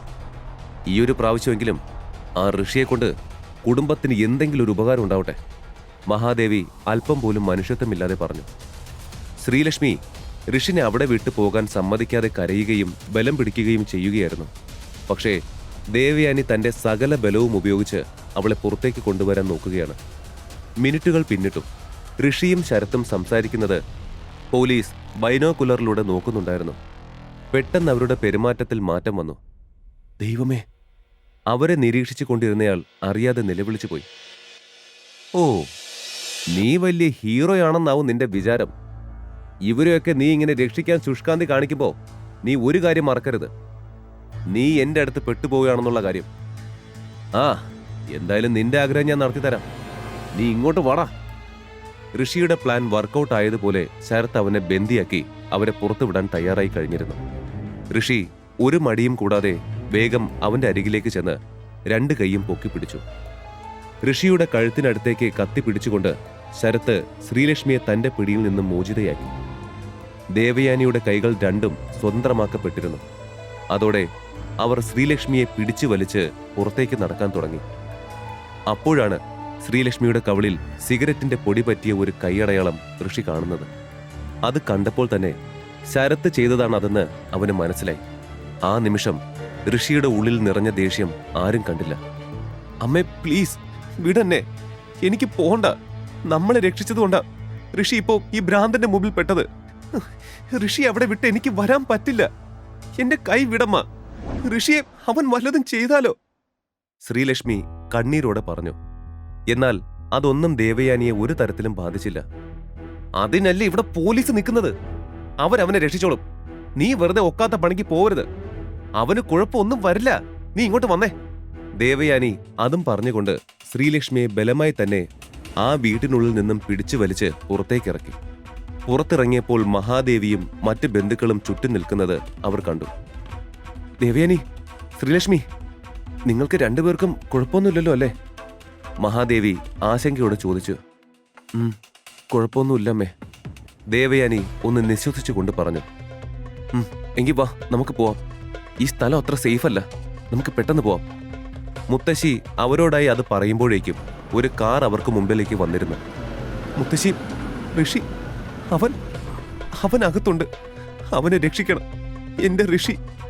ശ്രീലക്ഷ്മി മനസ്സ് കൈവിട്ടവരെ പോലെ കരഞ്ഞുകൊണ്ട് പുലമ്പി. പക്ഷേ മഹാദേവി അത് കേൾക്കാത്തതുപോലെ അവിടെ നിന്നു. മിണ്ടാതിരിക്കില്ലച്ചു. അവൻ മുത്തശ്ശിയോട് എങ്ങനെയാ പെരുമാറിയതെന്ന് നിനക്ക് ഓർമ്മയുണ്ടല്ലോ. ഈ നിൽക്കുന്ന പോലീസുകാർ പോലും മുത്തശ്ശിയുടെ ബഹുമാനത്തോടെ മാത്രമേ സംസാരിക്കൂ. അവൻ ഒരുത്തനാ അവിടെ മുത്തശ്ശിക്ക് അത്രയും പ്രശ്നം ഉണ്ടാക്കിയത്. ദേവയാനി അടക്കി പിടിച്ച് സംസാരിച്ചുകൊണ്ട് ശ്രീലക്ഷ്മിയെ തടഞ്ഞു.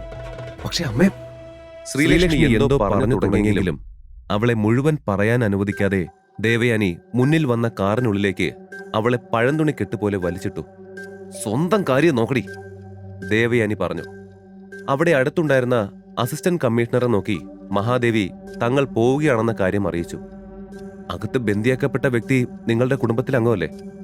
ACP ചോദിച്ചു. ഹേയ്, അല്ല, അവന് ഞങ്ങളുമായി ഒരു ബന്ധവുമില്ല, മഹാദേവി കടുത്ത സ്വരത്തിൽ പറഞ്ഞ് അവസാനിപ്പിച്ചു.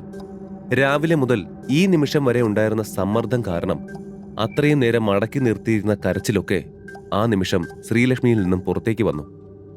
തന്റെ നിസ്സഹായത ഓർത്ത് അവൾ പൊട്ടിക്കരഞ്ഞു. എന്താടാ, നിന്റെ ഭാര്യ സുരക്ഷിതമായി അങ്ങ് പുറത്തിറങ്ങിയത് കണ്ടാണോ ഇപ്പൊ നിന്റെ മുഖത്ത് ഈ അഹങ്കാരം? പക്ഷേ എന്റെ കയ്യിലെ കത്തി നിന്റെ കഴുത്തിലുണ്ടെന്നുള്ളത് നീ മറന്നു.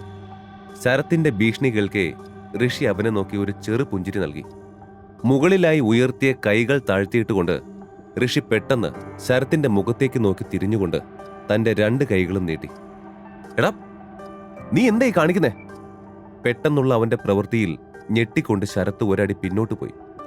പക്ഷേ ഋഷി അവന് ഒന്നും ചെയ്തില്ല. പകരം അവനെ നോക്കി ചിരിച്ചുകൊണ്ട് തന്റെ ഫുൾ കൈ ഷർട്ട് കൈമുട്ടുവരെ സ്റ്റൈലിഷായിട്ട് മടക്കാൻ തുടങ്ങി. അവന്റെ ആ പ്രവൃത്തിയോട് എങ്ങനെ പ്രതികരിക്കണമെന്ന് ശരത്തിന് അറിയില്ലായിരുന്നു. അവൻ ടെൻഷനോടെ കത്തി കൈയിൽ മുറുകെ പിടിച്ചു. ഋഷി ചുറ്റും നോക്കി. തൊട്ടടുത്ത് ഒരു കസേര കിടക്കുന്നു. അവൻ ഒരു കൈകൊണ്ട് അത് വലിച്ച് തന്റെ അടുത്തേക്കിട്ടുകൊണ്ട് കാലിന്മേൽ കാല് കയറ്റി അല്പം അഹങ്കാരത്തോടെ തന്നെ ഇരുന്നു. ഡാ, എന്താണ് നീ കാണിക്കുന്നത്? നീ ഇന്ന് ഇവിടുന്ന് ജീവനോടെ പോവില്ല. ധൈര്യം സംഭരിച്ചുകൊണ്ട് ശരത്ത് കത്തിയെടുത്ത് ഋഷിയെ കുത്താൻ പോയി. ഒറ്റ രാത്രി കൊണ്ട് നിന്റെ ബിസിനസ് എല്ലാം പൊളിഞ്ഞ് നീ എങ്ങനെ ഒന്നുമില്ലാത്തവനായെന്ന് നീ ചിന്തിച്ചില്ലേ ശരത്തെ? ഋഷിയുടെ ചോദ്യം മുന്നോട്ടേക്ക് കത്തിയും കൊണ്ടുവന്ന ശരത്തിനെ പിടിച്ചു നിർത്തിയതുപോലെ നിശ്ചലമാക്കി. നീ നീ അതെങ്ങനെ അറിഞ്ഞു? അവൻ ശബ്ദമിടറിയതുപോലെ ചോദിച്ചു. ശരത്ത് ആരോടും അക്കാര്യം പറഞ്ഞിരുന്നില്ല. അല്പം മുമ്പ് ദേഷ്യം വന്നപ്പോൾ അവൻ ശ്രീലക്ഷ്മിയോട് അക്കാര്യം വിളിച്ചു പറഞ്ഞിരുന്നു. അതല്ലാതെ ഇത് മറ്റൊരാൾ പോലും അറിഞ്ഞിരുന്നില്ല. ശരത്ത് ആശയക്കുഴപ്പത്തോടെ അവനെ നോക്കി. ഇന്ദ്രപ്രസ്ഥ നിന്നോട് പറഞ്ഞിരുന്നോ ഇനി നീയുമായി ഒരു ബിസിനസ് ഉണ്ടാകില്ലെന്ന്? പകച്ചു നിൽക്കുന്ന അവനോട് അടുത്ത ചോദ്യം കൂടി ഋഷി ചോദിച്ചു. അതോടെ കത്തി പിടിച്ച ശരത്തിന്റെ കൈ താനേ താഴ്ന്നു. അങ്ങനെ പെട്ടെന്ന് നിന്നോട് ഇത് പറയണമെങ്കിൽ ആ കുടുംബത്തിൽ ആരെയോ നീ വെറുപ്പിച്ചെന്ന് തോന്നുന്നല്ലോ. ഋഷി ചോദിച്ചത് കേട്ട് ശരത്ത് ഒന്നും മിണ്ടിയില്ല. അതാരാണെന്ന് നിനക്ക് ഇപ്പോഴും കണ്ടുപിടിക്കാൻ കഴിഞ്ഞിട്ടില്ലല്ലോ അല്ലേ? വീണ്ടും ഋഷിയുടെ ചോദ്യം ശരത്തിന്റെ തല കുനിപ്പിച്ചു. അതേസമയം എതിർ കെട്ടിടത്തിൽ നിൽക്കുന്ന ACP ഈ കാഴ്ചയൊക്കെ കണ്ട് അമ്പരന്ന് നിൽക്കുകയായിരുന്നു. അവിടെ നടക്കുന്നതൊക്കെ കണ്ടിട്ട് തട്ടിക്കൊണ്ടുപോയയാൾ ഇപ്പൊ ബോധം കെട്ട് വീഴുമെന്ന് തോന്നുന്നു. എന്തായാലും നിങ്ങൾ ഓൺ പൊസിഷനിൽ നിൽക്കണം, ജാഗ്രതയോടെ. എന്തെങ്കിലും പ്രൊവോക്കേഷൻ ഉണ്ടായാൽ മുട്ടിന് താഴെ വെടിവെക്കുക.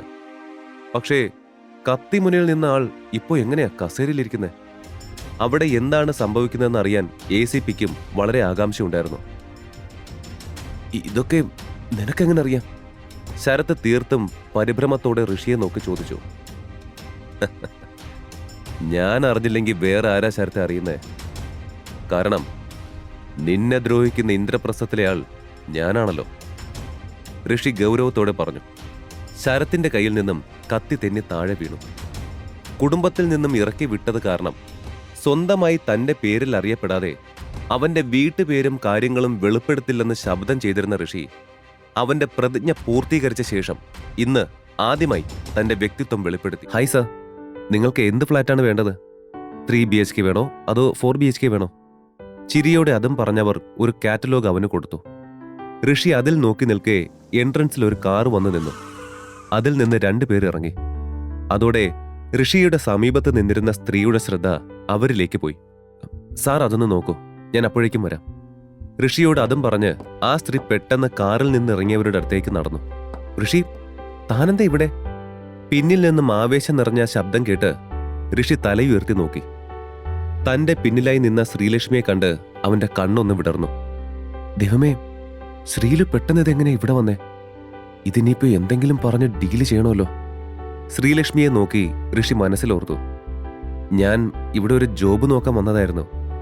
പരിഭ്രമം നിറഞ്ഞ ചിരിയോടെ അതും പറഞ്ഞ് ഋഷി ശ്രീലക്ഷ്മിയുടെ അടുത്ത് നിന്ന ആളെ സംശയത്തോടെ നോക്കി. ആഹാ, എന്നിട്ട് ഇന്ന് നമ്മൾ ഫോണിൽ സംസാരിച്ചപ്പോഴും താൻ ഇങ്ങനെ ഒരു ജോബിന്റെ കാര്യത്തിന് ഇവിടെ വരുമെന്ന് പറഞ്ഞില്ലല്ലോ. ശ്രീലക്ഷ്മി പെട്ടെന്ന് ഓർത്ത പോലെ ഋഷിയോട് തിരക്കി. ജോലി കിട്ടുമെന്ന് അത്രയും ഉറപ്പ് തോന്നിയില്ല ശ്രീലു. പിന്നെ കിട്ടുവാണെങ്കിൽ തനിക്കൊരു സർപ്രൈസ് തരാമല്ലോ എന്നും ഓർത്തു. ഋഷി പതിഞ്ഞ സ്വരത്തിൽ പറഞ്ഞു. അതൊക്കെ വിധിയുള്ളതാണെങ്കിൽ കിട്ടും ഋഷി. ശരി, അത് വിട്. എങ്ങനെയാ വന്നത്? ശ്രീലക്ഷ്മി സംശയത്തോടെ ചോദിച്ചു. തന്റെ വീട്ടിലേക്ക് വരില്ല എന്ന ഋഷിയുടെ തീരുമാനത്തിൽ നിന്നും അവനെ പിന്തിരിപ്പിക്കാൻ ശ്രീലക്ഷ്മിക്കായില്ല. അവന്റെ കാര്യമോർത്ത് അവൾക്ക് സങ്കടമായെങ്കിലും അവൻ ജോലി നോക്കാൻ പോവുകയാണെന്ന് പറഞ്ഞത് അവളിൽ പ്രതീക്ഷയുണ്ടാക്കി. 2 ദിവസമായി അവനെ കാണാത്തതിൽ അതിയായ വിഷമം തോന്നിയിരുന്നു അവൾക്ക്. ശ്രീലക്ഷ്മി, ഇതാരാണ്? ശ്രീലക്ഷ്മിക്ക് അരികിൽ നിന്നയാൾ ഋഷിയെ നോക്കി അവളോട് ചോദിച്ചു. സോറി ഗൗതം, ഞാൻ മറന്നു. ഇതാണ് ഋഷിൻ, എന്റെ ഹസ്ബൻഡ്. അവൾ പരിചയപ്പെടുത്തി. ഓ, മറ്റേ ഒന്നിനും കൊള്ളാത്ത, തന്റെ ഭർത്താവ്. അവൻ ഒരു തരം പരിഹാസ സ്വരത്തിൽ പറഞ്ഞു. ശ്രീലു, ഈ സാർ ആരാണാവോ? ഇത് ഗൗതം, മഹാദേവി മുത്തശ്ശിയെ അറിയുന്ന ആളാ. ആൻഡ് മുത്തശ്ശിക്ക് ഒരു ഫ്ലാറ്റ് വാങ്ങാൻ ആഗ്രഹമുണ്ട്. അപ്പോ അതിന് സഹായിക്കാൻ എന്നെയും ഇങ്ങോട്ട് അയക്കാൻ അമ്മ പറഞ്ഞു. അവളുടെ മുഖത്തേക്ക് നോക്കിയിരുന്ന ഋഷിക്ക് അവൾ പറയാതെ തന്റെ അനിഷ്ടം പറഞ്ഞത് മനസ്സിലായി. ഇതിലെന്തോ കുഴപ്പമുണ്ടെന്ന് തോന്നുന്നു. ആന്റി മറ്റെന്തോ ഉദ്ദേശത്തോടെ ശ്രീലുവിന് അയച്ചതുപോലെ തോന്നുന്നല്ലോ. അല്ലാതെ ശ്രീലു അവരെ ഒരു ഫ്ലാറ്റ് വാങ്ങാൻ സഹായിക്കേണ്ട ആവശ്യമില്ലല്ലോ. ഋഷി ചിന്തിച്ചു. അല്ല ഋഷിൻ, നീയും ഇവിടെ ഫ്ലാറ്റ് വാങ്ങാൻ വന്നാണോ? ഗൗതം ചോദിച്ചു. അവരെ നോക്കി നിന്നിരുന്ന ജോലിക്കാരിൽ ഒരാൾ അത് കേട്ട് പറഞ്ഞു. അതെ സർ, അദ്ദേഹവും ഫ്ലാറ്റ് വാങ്ങാൻ വന്നതാ. ശ്രീലക്ഷ്മി അത്ഭുതത്തോടെ അവനെ നോക്കി. ഓ, പക്ഷെ ഋഷിൻ, ഇവിടെ മിനിമം റേറ്റ് എത്രയാണെന്ന് തനിക്കറിയോ? ഗൗതം പുച്ഛത്തോടെ ചോദിച്ചു. ഋഷിക്ക് അവൻ ഉദ്ദേശിച്ച അർത്ഥം മനസ്സിലായി. അവനത് കേൾക്കെ ദേഷ്യം തോന്നിയെങ്കിലും അതെല്ലാം സമർത്ഥമായി മറച്ചുകൊണ്ട് ഋഷി പുഞ്ചിരിച്ചു. എല്ലാത്തിൻ്റെയും കൂടെ റേറ്റ് ആണോ താൻ ചോദിച്ചത്? ഋഷിയുടെ ആ ചോദ്യം കേട്ട് ഗൗതം സംശയിച്ചു. അപ്പോഴേക്കും ശ്രീലക്ഷ്മിയുടെ ഫോൺ റിങ് ചെയ്തു. അത് കാരണം അവൾ എക്സ്ക്യൂസ് മീ എന്ന് പറഞ്ഞ് അവിടെ നിന്നും അല്പം മാറി നിന്നു. ദേവയാനി അമ്മയായിരുന്നു അവളെ വിളിച്ചത്. മോളെ ലച്ചു, വർക്ക് കഴിഞ്ഞോ? അപ്പാർട്ട്മെന്റ് നോക്കാൻ പോയോ നീ? ദേവയാനി അമ്മ താല്പര്യത്തോടെ ചോദിച്ചു.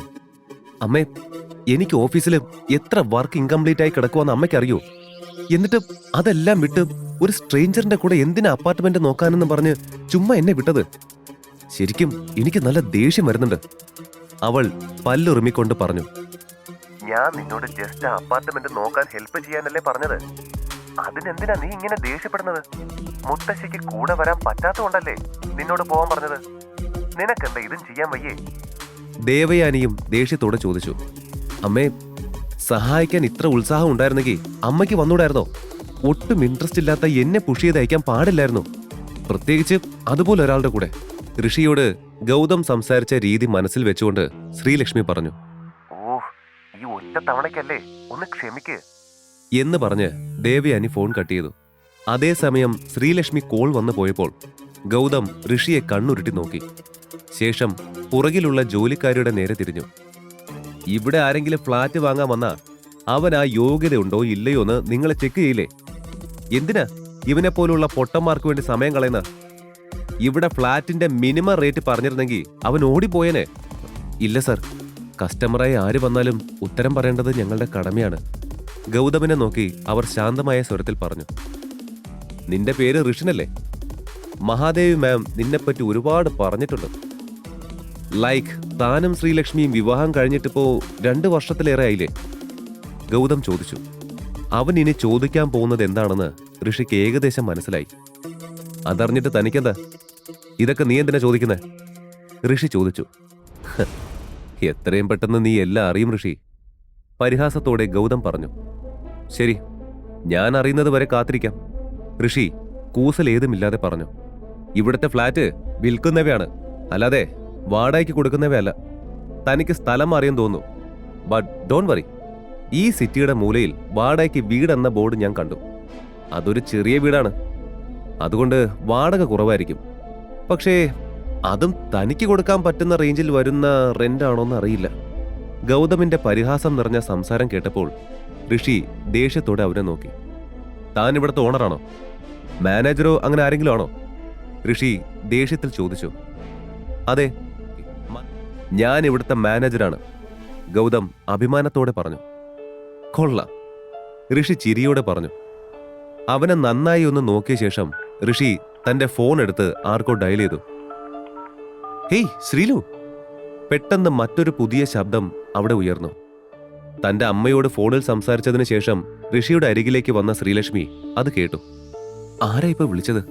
സ്വയം ചോദിച്ചുകൊണ്ട് തിരിഞ്ഞ ശ്രീലക്ഷ്മി മീനാക്ഷി അവിടെ നിൽക്കുന്നത് കണ്ടു. ആഹാ, Meenakshi, what a surprise! Sreelakshmi അവളെ നോക്കി സന്തോഷത്തോടെ പറഞ്ഞു. ആരാ ശ്രീലക്ഷ്മി ഇത്? അത് കാണേ ഗൗതം ചോദിച്ചു. അവൻ ഇങ്ങനെ ചോദിക്കുന്നത് അവളെ ഒരു വിധത്തിൽ അലോത്സരപ്പെടുത്തിയെങ്കിലും ബഹുമാനത്തോടെ ശ്രീലക്ഷ്മി സംസാരിച്ചു. ഇതെന്റെ ഫ്രണ്ട് മീനാക്ഷി. ആ സമയം ഋഷി ഫോണിൽ സംസാരിച്ചു കൊണ്ടിരിക്കുകയായിരുന്നു. ഹലോ, ഞാൻ അവിടെ എത്തി. അപ്പോഴാണ് മീനാക്ഷിയെ ഋഷി കണ്ടത്. ഹായ് ഋഷി സാർ, താനിവിടെ ഉണ്ടായിരുന്നോ? അവനെ കണ്ടതും അവൾ വേഗം ചോദിച്ചു. ഋഷി അവളുടെ നേരെ ഒന്ന് ചിരിയോടെ തലയാട്ടി കാണിച്ച് ഫോണിൽ സംസാരം തുടർന്നു. മീനാക്ഷി പെട്ടെന്ന് ഋഷിയോട് മാന്യമായി സംസാരിക്കുന്നത് കണ്ട് ശ്രീലക്ഷ്മിക്ക് അത്ഭുതം തോന്നി. ഹായ് ഡിയർ, എന്നെ പ്രത്യേകം ഗ്രീറ്റ് ചെയ്യണം, കാരണം ഞാനാണ് ഇവിടെ മാനേജർ. അതിനിടയിൽ ഗൗതം തമാശ പോലെ പറഞ്ഞു. എന്നിട്ട് അവൻ ഷേക്ക് ഹാൻഡിനായി മീനാക്ഷിക്ക് നേരെ കൈനീട്ടി. പക്ഷേ അവൾക്ക് ഗൗതമിനെ ഇഷ്ടമായില്ല. അതുകൊണ്ട് അവൾ തന്റെ കൈ കൂപ്പി നമസ്കാരം പറഞ്ഞു. ശ്രീലക്ഷ്മിക്ക് അത് കണ്ട് ചിരി വന്നെങ്കിലും അപ്പോഴേക്കും അവളുടെ ഓഫീസിൽ നിന്ന് അവൾക്കൊരു എമർജൻസി കോൾ വന്നു. സോറി ഗൗതം, എനിക്കിപ്പോൾ അർജന്റായി ഓഫീസിൽ പോകണം, ഞാൻ വേറെ ദിവസം വന്ന് ഇത് നോക്കാം, ബൈ എന്നും പറഞ്ഞ് ഫോണിൽ സംസാരിച്ചു കൊണ്ടിരിക്കുന്ന ഋഷിയോട് ആംഗ്യം കാണിച്ച് അവൾ അവിടെ നിന്നും പോയി.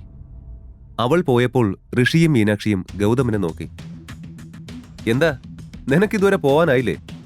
ഇവിടുത്തെ ഫ്ലാറ്റുകൾ നിന്റെ ബഡ്ജറ്റിൽ ഒതുങ്ങില്ലെന്ന് നിന്നോട് പറഞ്ഞതല്ലേ? ശ്രീലക്ഷ്മി പോയപ്പോൾ ഗൗതം ഋഷിയെ നോക്കി പറഞ്ഞു, mister Gautham, first of all ഞാൻ ഒരിക്കലും എൻ്റെ ബഡ്ജറ്റ് നിങ്ങളോട് പറഞ്ഞിട്ടില്ല. പിന്നെ നിങ്ങൾ ഇപ്പോഴും ഫ്ലാറ്റ് നിരക്ക് എന്നോട് പറഞ്ഞിട്ടില്ല. ഋഷി പുച്ഛത്തോട് അവനോട് പറഞ്ഞു. റേറ്റ് പറയേണ്ട കാര്യമുണ്ടെന്ന് എനിക്ക് തോന്നുന്നില്ല. കാരണം അത് കേട്ടാ നീ ഇവിടെ തല കറങ്ങി വീഴും. പിന്നെ നിന്നെയും പൊക്കി ഹോസ്പിറ്റലിൽ പോവാനൊന്നും എനിക്ക് വയ്യ. ഗൗതം അതിലേറെ പുച്ഛത്തോടെ പറഞ്ഞു. ഓവർ എക്സാജറേഷൻസ് കൊടുക്കാതെ റേറ്റ് എന്താന്ന് വെച്ചാ പറ. അസ്വസ്ഥനായി ഋഷി പറഞ്ഞു. അതറിഞ്ഞിട്ട് നീ എവിടുന്ന് പൈസ കണ്ടെത്തി വാങ്ങുന്ന? നിന്റെ ഭാര്യയുടെ അടുത്തുനിന്ന് പണം മോഷ്ടിക്കാൻ പോവാണോ? വെയിറ്റ്, ബട്ട് നീ വീട്ടിൽ നിന്ന് ഇറങ്ങിയെന്ന് ഞാൻ കേട്ടല്ലോ. ഗൗതമിന്റെ സ്വരത്തിൽ പരിഹാസം വ്യക്തമായിരുന്നു. അതുവരെ ക്ഷമയോടെ നിന്ന ഋഷിക്ക് അപ്പോൾ ശരിക്കും ദേഷ്യം വന്നു തുടങ്ങി. നീയാണ് ഇവിടുത്തെ മാനേജർ എങ്കിൽ ഞാൻ നിന്നോട് ചോദിക്കും, and you should answer me. ഇവിടുത്തെ ഏറ്റവും നല്ല ഫ്ലാറ്റ് ഏതാണ്? ഋഷി ചോദിച്ചു. ശേ, പക്ഷെ പറഞ്ഞിട്ട് കാര്യമുണ്ടോ? മഹാദേവി മുത്തശ്ശിയും ദേവയാനി ആന്റിയും പറഞ്ഞു നിനക്കൊരു കഴിവുമില്ലെന്ന്. ഗൗതം ദേവയാനിയെ ആന്റി എന്ന് വിളിച്ചതും എവിടെയോ ഒരു കെണി ഒരുങ്ങുന്ന പോലെ ഋഷിക്ക് തോന്നി. ഓ, അപ്പോ കഥ അങ്ങനെയാണ്. ഇത് ശ്രീലക്ഷ്മി അറിയാതെ നടത്തുന്ന ഒരു പ്ലാനാണെന്ന് മനസ്സിലാക്കി ഋഷി ഓർത്തു. അപ്പോഴേക്കും ഗൗതം ഹാളിന്റെ നടുവിൽ വെച്ചിരുന്ന ഒരു കെട്ടിട മാതൃക ചൂണ്ടിക്കാണിച്ചു. ഇത് SR അപ്പാർട്ട്മെന്റ് ആണ്. എല്ലാ ഹൈടെക് സൗകര്യങ്ങളും ഉണ്ട്. മുകളിലത്തെ നിലയിലെ 2 നിലകൾ വളരെ പ്രത്യേകമായി ചെയ്തതാണ്. അതാണ് ഈ കെട്ടിടത്തിന് ഇത്രയും വിലയുള്ളത്. 80 കോടി. നിനക്കതൊക്കെ സ്വപ്നം കാണാനെങ്കിലും പറ്റുമെന്ന് തോന്നുന്നുണ്ടോ? അവൻ പരിഹാസത്തോടെ ഋഷിയോട് ചോദിച്ചു. അത് കേട്ട് ദേഷ്യം വന്ന മീനാക്ഷി എന്തോ പറയാൻ വന്നതും ഋഷി അവളെ തടഞ്ഞു. അതൊന്നും ശ്രദ്ധിക്കാതെ ഗൗതം വാതിലിന് നേരെ ചൂണ്ടി. ഞാൻ ആദ്യമേ പറഞ്ഞതാ നിനക്കിതൊന്നും വാങ്ങാൻ പറ്റില്ലെന്ന്. സോ ഇനിയും വെറുതെ ഇവിടെ നിന്ന് എന്റെ ടൈം കളയാതെ ആ ഡോർ കണ്ടോ? Are you trying to fool us? Sorry sir, നിങ്ങളെ വെയിറ്റ് ചെയ്യിച്ചതിന് സോറി. നിങ്ങൾ പറഞ്ഞതുപോലെ ബില്ല് സെറ്റിലായിട്ടുണ്ട്. ഇനി രജിസ്ട്രേഷനും മറ്റു കാര്യങ്ങളും എല്ലാം വേഗത്തിൽ ശരിയാക്കാം സർ. എങ്ങനെ പോയാലും എല്ലാം അല്പസമയത്തിനുള്ളിൽ തന്നെ റെഡിയാകും. അത് കഴിഞ്ഞാൽ ഇന്നു മുതൽ മുകളിലത്തെ 2 നിലകളുടെ ഉടമ താങ്കളായിരിക്കും. ആ ഫ്ലാറ്റ് വിറ്റാൽ സ്റ്റാഫിന് ഒരു ഭീകര തുക കമ്മീഷനായി ലഭിക്കുമായിരുന്നു. അതിനാൽ ആ ലേഡി സ്റ്റാഫ് വളരെ സന്തോഷത്തിലായിരുന്നു. പ്രത്യേകിച്ച് മാനേജർ ഇടപെട്ട് മുടക്കാൻ നോക്കിയ സംഭവം ആയതുകൊണ്ട് അയാൾക്കുള്ള കമ്മീഷൻ കൂടെ അവർക്ക് കിട്ടുമായിരുന്നു. വാട്ട്? നീ എന്താ ഇപ്പൊ പറഞ്ഞത്? കേട്ടത് വിശ്വസിക്കാൻ കഴിയാതെ ഗൗതം ആ സ്റ്റാഫ് ലേഡിയോട് ചോദിച്ചു. അദ്ദേഹം തന്ന കാർഡിൽ ആവശ്യത്തിന് പണമുണ്ടായിരുന്നു. അതുകൊണ്ട് ബില്ല് സെറ്റിൽ ചെയ്തു. ഇനി അദ്ദേഹത്തിന് വേണ്ടി ആ 2 നിലകളും രജിസ്റ്റർ ചെയ്യണം. ലേഡി സ്റ്റാഫ് സമാധാനത്തോടെ കാര്യം ഗൗതമിന് പറഞ്ഞു കൊടുത്തു. അവിടെ നടക്കുന്ന സംഭവങ്ങളെല്ലാം നോക്കി നിന്നവരെല്ലാം അതോടെ ഗൗതമിനെ നോക്കി ചിരിക്കാൻ തുടങ്ങി. എന്തോ അത് കാണേ ഗൗതമിന് വല്ലാതെ നാണക്കേട് തോന്നി. ഓക്കെ മിസ്റ്റർ ഗൗതം, ഞാൻ പറഞ്ഞ പോലെ തന്നെ ഫ്ലാറ്റ് വാങ്ങി. ഇനി എന്തെങ്കിലും പറയാനുണ്ടോ? ഗൗതമിനെ നോക്കി ഋഷി പരിഹാസത്തോടെ ചോദിച്ചു. ഋഷി, ഈ ഗൗതം കുറച്ചു മുമ്പ് എന്തോ ഒരു കാര്യം ചോദിച്ചില്ലേ? തനിക്ക് നാണം മാനം ഇതൊക്കെ ഉണ്ടോന്ന് ഓർമ്മയില്ലേ? അവനെ വെറുതെ വിടാൻ മനസ്സില്ലാതെ മീനാക്ഷി ചോദിച്ചത് കേട്ട് ഋഷി ഉണ്ടെന്ന് ചിരിയോടെ തലയാട്ടി. അപ്പോ എനിക്കൊരു ഡൗട്ട്. ആ പറഞ്ഞ കാര്യങ്ങളൊക്കെ ഇപ്പോ അവനുണ്ടോ? അതിപ്പോ ഇല്ലാത്ത പോലുണ്ടല്ലോ. മീനാക്ഷി പരിഹസിച്ചുകൊണ്ട് പറഞ്ഞു. ഏയ്, നീ ഏതാടി? ഓവറായി സംസാരിക്കല്ലേ. ഇപ്പോഴും ഞാൻ ഈ ഫ്ലാറ്റിന്റെ മാനേജറാണ്. ഞാൻ വിചാരിച്ചാൽ. ഗൗതം എന്തോ പറയാൻ ഒരുങ്ങിയതും ആ കെട്ടിടത്തിന്റെ മുൻപിലെ ഡോർ തുറക്കുന്ന ശബ്ദം അവനെ തടഞ്ഞിരുന്നു. അകത്തേക്ക് വന്നയാൾ നേരെ പോയി ഗൗതമിന്റെ മുന്നിലായിരുന്നു ചെന്ന് നിന്നത്. ഹലോ മിസ്റ്റർ ഗൗതം, നിങ്ങൾക്കിനി ഈ ഫ്ലാറ്റിന്റെയോ അല്ലെങ്കിൽ ഈ കമ്പനിയുടെ കീഴിലെ മറ്റേതെങ്കിലും സ്ഥാപനത്തിലോ ജോലിയില്ല. അതായത് ഇന്നു മുതൽ താൻ ഇവിടുത്തെ മാനേജർ അല്ല. സോ സാലറിയിൽ ബാക്കിയുള്ളത് വാങ്ങിച്ച് എത്രയും വേഗം ഇവിടം വിട്ടോളൂ. ആ ID കാർഡ് കൂടി തന്നേക്ക്. അയാൾ ഗൗരവം നിറഞ്ഞ ഭാവത്തിൽ ഗൗതമിനോടായി പറഞ്ഞു. GM സർ, നിങ്ങളിത് എന്തൊക്കെയാ പറയുന്നത്? എനിക്കൊന്നും മനസ്സിലാവുന്നില്ല. I said what I said. നിന്നെ ഇവിടുന്ന് സെക്യൂരിറ്റി കഴുത്തിന് പിടിച്ച് വെളിയിൽ കളയുന്നതിന് മുൻപേ പോകുന്നതാ നിനക്ക് നല്ലത്. നിന്റെ പണ്ടത്തെ ആ സ്വഭാവവും വ്യക്തിത്വവും ഓർത്ത് അല്പ സ്നേഹം ഇപ്പോഴും ഉള്ളത് കൊണ്ട് ഞാൻ പറയുക. ഇനിയും നിന്നെ ഇവിടെ നിർത്തിയാൽ അത് മുഴുവൻ കമ്പനിക്ക് എന്നെ ചീത്തപ്പേരാവും.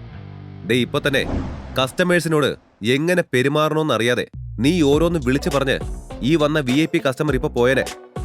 ഇനിയൊന്നും ഗൗതമിനോട് അയാൾക്ക് പറയാനില്ലായിരുന്നു. അയാൾ ചെന്ന് അവന്റെ ID കാർഡ് ഊരി വാങ്ങിച്ചു. പിന്നീട് ഋഷിയുടെ അടുത്തേക്ക് നടന്നു.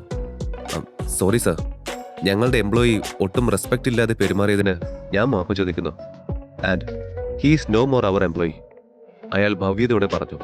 കുറച്ചു നേരം ആശയക്കുഴപ്പത്തിൽ നിന്നുപോയ ഗൗതം പയ്യെ എന്തോ ഓർക്ക് തലയുയർത്തി.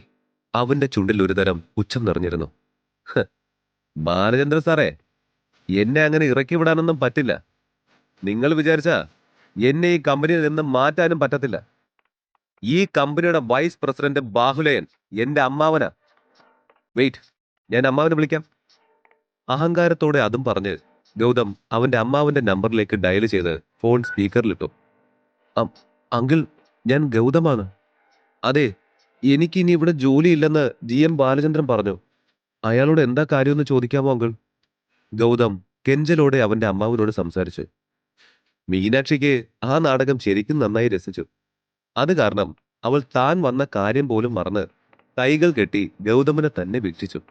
നീ എന്റെ അനന്തരവനാണെന്ന് പറഞ്ഞിട്ടും അവൻ അങ്ങനെ ചെയ്തോ? അവിടെ നിൽക്കും പോലെ, ഞാനിതാ വരുന്നു. ബാഹുലയൻ മറുപടി പറഞ്ഞതും ഫോൺ പെട്ടെന്ന് കട്ട് ചെയ്തു. അതോടെ ഗൗതം GMനെ നോക്കി ചുണ്ടുകൂട്ടി. എന്തോ നേടിയെടുത്തവനെ പോലെ അവിടെ നിന്നു. അല്പനിമിഷത്തിനകം GMന്റെ ഫോൺ റിങ് ചെയ്തു. ഹലോ ബാലചന്ദ്രൻ, ഞാൻ DS കൺസ്ട്രക്ഷനിലുണ്ട്. നിങ്ങൾ എത്രയും വേഗം ഇങ്ങോട്ട് വരൂ. ഞാൻ നിങ്ങളെ ഗൗതമിന്റെ ക്യാബിനിൽ മീറ്റ് ചെയ്യും. പെട്ടെന്ന് അവിടെ എത്തൂ. മറുപുറത്തു നിന്നും ആ വാക്കുകൾക്ക് GM ക്ഷമയോടെ മറുപടി പറഞ്ഞു. GM കോൾ ഡിസ്കണക്ട് ചെയ്ത് ഋഷിക്ക് നേരെ നോക്കി. സോറി സർ, നിങ്ങളുടെ ഇത്രയും വിലപ്പെട്ട സമയം ഇങ്ങനെ കളയുന്നതിൽ എന്നോട് ക്ഷമിക്കണം. ഇപ്പോ ഞാൻ ഓഫീസിൽ ഒന്ന് പോയി വരാം. അയാൾ തന്റെ ഉള്ളിലെ പരിഭ്രമം മറച്ച് ഭവ്യതയോടെ പറഞ്ഞു. അതിന് മറുപടിയായി എന്നോണം ഋഷി തലയാട്ടി. ഈ വൈസ് പ്രസിഡന്റ് എന്ന് പറയുന്ന ആള് ബാഹുലയൻ പൂക്കാട്ട് പറമ്പിലാണോ? ചോദ്യഭാവത്തിൽ ഋഷി ബാലചന്ദ്രനെ നോക്കി. അതെ, അദ്ദേഹം തന്നെ. GM മറുപടി പറഞ്ഞു. ഓക്കെ, എന്നാ ഞാൻ തന്റെ കൂടെ വരാം. ഋഷി പെട്ടെന്ന് പറഞ്ഞത് കേട്ട് കാര്യം മനസ്സിലാവാതെ ബാലചന്ദ്രൻ അവനെ നോക്കി. അല്ല, എനിക്ക് മനസ്സിലായില്ല സർ, GM അവനോട് പറഞ്ഞു. ഞാൻ വന്നാൽ I can help you mister. Balachandran വരൂ. ഋഷിയെയും കൂട്ടി ബാലചന്ദ്രൻ മുൻപിൽ നടന്നു. അവരുടെ പുറകെ തന്നെ പുച്ഛത്തോടെ ഗൗതമും വന്നിരുന്നു. അവൻ അവന്റെ അമ്മാവനെ നന്നായി അറിയാമായിരുന്നു. ഏത് മോശം സാഹചര്യമായാലും അവനെ അയാൾ കൈവിടില്ലായിരുന്നു. അതുകൊണ്ട് പോകും വഴി അവൻ ഒരു തരത്തിലും ഭയം തോന്നിയില്ല. അങ്ങനെ അവർ 3 പേരും ഗൗതമിന്റെ ഓഫീസ് മുറിയിലേക്ക് കയറി. കയറിയ പാടെ ഗൗതം തന്റെ കസേരയിൽ കയറി കാലുകൾ മേശയിൽ വെച്ച് പിന്നിലേക്ക് ചാരിയിരുന്നു. ബാലചന്ദ്രൻ, താൻ ഈ കമ്പനിയിലെ വെറും ഒരു GM മാത്രമാണ്. പണിഷ്മെന്റ് കൂടണ്ട എന്നുണ്ടെങ്കിൽ ആ ID കാർഡ് പെട്ടെന്ന് ഇങ്ങ് തന്നേക്ക്. അല്ല, അമ്മാവൻ വന്നിട്ടേ താൻ തരത്തുള്ളൂവെങ്കിൽ എനിക്കൊന്നും പറയാനില്ല. അനുഭവിക്കേണ്ടതെല്ലാം താൻ ഒറ്റയ്ക്ക് അനുഭവിക്കും. ഗൗതം അയാളെ ഭീഷണിപ്പെടുത്തും പോലെ പറഞ്ഞു. ഗൗതം, നിന്റെ അമ്മാവൻ ശരിയുടെ ഭാഗം നിൽക്കാതെ നിന്റെ തോന്നിയാസങ്ങൾക്ക് കൂട്ടുനിൽക്കുമെന്ന് താൻ കരുതുന്നുണ്ടോ? ബാലചന്ദ്രൻ ഗൗതമിനെ നോക്കി ഗൗരവത്തോടെ ചോദിച്ചു. ഗൗതം ഒന്ന് അട്ടഹസിച്ചു. ബാലചന്ദ്രോ, അങ്ങേര് എനിക്ക് വേണ്ടി എന്ത് വേണമെങ്കിലും ചെയ്യും. അതുകൊണ്ടാ എന്റെ അമ്മാവൻ പറയും മുമ്പേ എന്റെ ID കാർഡ് തിരിച്ചു തരാൻ തന്നോട് ഞാൻ പറഞ്ഞത്. പുള്ളി ഈ കമ്പനിയുടെ വൈസ് പ്രസിഡന്റാണ് ബാലചന്ദ്രൻ. പുള്ളിക്ക് തന്നെ എപ്പോ വേണമെങ്കിലും ഫയർ ചെയ്യാം. അറ്റ് ദി സെയിം ടൈം ഞാൻ പറഞ്ഞാൽ അദ്ദേഹം നിങ്ങൾക്കൊരു പ്രമോഷനും തരും. ഏതാണ് വേണ്ടതെന്ന് സ്വയം തീരുമാനിച്ചോളൂ. എന്നോട് സോറി പറഞ്ഞ് എന്റെ കാര്യങ്ങളിൽ തലയിടാതെ ഒതുങ്ങി നിന്നാൽ പ്രമോഷന്റെ ആ കയ്യിൽ കിടക്കും. You decide. ഗൗതം അയാളോട് പറഞ്ഞു. ശേഷം ചുണ്ടുകൂട്ടി ഋഷിയെയും ഒന്ന് നോക്കി. ഓ, ബാഹുലേന് ഈ കമ്പനിയിൽ ഇത്രയൊക്കെ പവറുണ്ടോ? അത്രയും നേരം എല്ലാം കേട്ടിരുന്ന ഋഷി ചോദിച്ചു. എന്താ, എന്റെ അമ്മാവനെ നിനക്കറിയോ? ഗൗതം അധികാരത്തോടെ അവനോട് ചോദിച്ചു. ആ ചോദ്യം കേട്ടെങ്കിലും ഋഷി കേൾക്കാത്ത മട്ടിൽ മറ്റെങ്ങോ നോക്കി എന്തോ ഓർത്തെന്ന പോലെ നിന്നു. എന്താടാ നീ ഒന്നും മിണ്ടാത്തത്? ആ സ്റ്റാഫിന്റെ മുന്നിൽ വെച്ച് എന്നെ അപമാനിച്ചിട്ട് ഒന്നും ചെയ്യാത്ത പോലെ നിക്കണത് കണ്ടോ? നോക്കിക്കോ, എന്റെ അമ്മാവൻ വന്നാ നിങ്ങൾക്ക് രണ്ടുപേർക്കും ഈ നടന്നതിനൊക്കെ ചേർത്ത് കിട്ടും. ഗൗതം പുലമ്പിക്കൊണ്ടിരുന്നു. പക്ഷേ ഋഷിയോ ബാലചന്ദ്രനോ അത് ശ്രദ്ധിക്കാൻ പോയില്ല. കുറച്ചു കഴിഞ്ഞപ്പോൾ ആ ഓഫീസിന്റെ ഡോർ തുറക്കുന്ന ശബ്ദം കേട്ട് 3 പേരും അങ്ങോട്ട് നോക്കി. ഗൗതമേ, മോനെ! പരുക്കൻ ശബ്ദത്തിൽ അതും വിളിച്ചുകൊണ്ട് ബാഹുലൻ അകത്തേക്ക് വന്നു. അയാളെ കണ്ടതും ഗൗതം സന്തോഷത്തോടെ എഴുന്നേറ്റ് അയാളുടെ അടുത്തേക്ക് ഓടി. ഓ, അങ്കിൾ ഇത്ര പെട്ടെന്ന് വന്നോ? അയാളെ തിരികെ ഹഗ് ചെയ്തുകൊണ്ട് ഗൗതം ചോദിച്ചു. എന്താടാ മോനെ, എന്തിനാ അവൻ നിന്നെ ജോലിയിൽ നിന്ന് പിരിച്ചുവിടുമെന്ന് പറഞ്ഞത്? ഗൗതമിനെ നോക്കി വാത്സല്യത്തോടെ അത് ചോദിച്ചുകൊണ്ട് ബാഹുലയൻ GM-ന് നേരെ തിരിഞ്ഞു. ദേ, ഒരു കസ്റ്റമർ വന്ന് എന്നോട് അനാവശ്യമായി ബഹളം വെച്ചു അങ്കിൾ. കാര്യം എന്താന്ന് ഞാൻ അവനോട് ചോദിച്ചു. അതിന് ഈ GM കസ്റ്റമേഴ്സിനോട് എനിക്ക് ബിഹേവ് ചെയ്യാൻ അറിയില്ല എന്ന് പറഞ്ഞു. എന്നിട്ട് എന്നെ ജോലിയിൽ നിന്നും പിരിച്ചു വിട്ടൂന്നും പറഞ്ഞു. ഗൗതം നിഷ്കളങ്ക ഭാവത്തിൽ പറഞ്ഞു. ആര്? ഏത് കസ്റ്റമറാ നിന്റെ അടുത്ത് വന്ന് കുഴപ്പമുണ്ടാക്കിയത്? ബാഹുലയൻ ദേഷ്യത്തോടെ ചോദിച്ചു. അത് കേൾക്കേണ്ട താമസം ഗൗതം സോഫയിലിരുന്ന ഋഷിയെ ചൂണ്ടിക്കാണിച്ചു കൊടുത്തു. ഋഷി ഇരുന്നിരുന്ന സോഫ മുറിയുടെ ഒരു സൈഡിലായിരുന്നതിനാൽ ബാഹുലയന് അവന്റെ പിൻഭാഗം മാത്രമേ കാണാമായിരുന്നുള്ളൂ. ഓഹോ, എല്ലാം ചെയ്തു വെച്ച് ഇപ്പൊ ഇവിടെ വന്ന് പേടിയൊന്നുമില്ലാതെ ഇങ്ങനെ അങ്ങ് ഇരുന്നോ? താൻ ആരാടോ?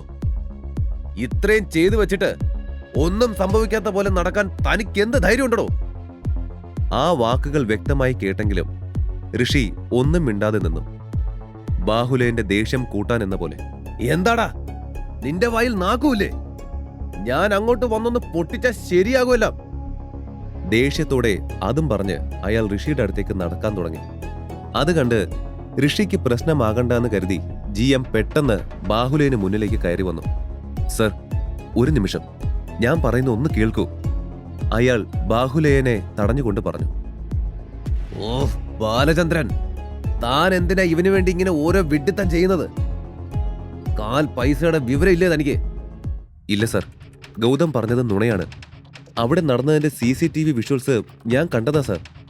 തെറ്റ് ഗൗതമിന്റെ ഭാഗത്താണ്, അതെനിക്ക് വ്യക്തമായി അറിയാം, GM പറഞ്ഞു. നോ അങ്കിൾ, ഇയാള് കള്ളം പറയുക.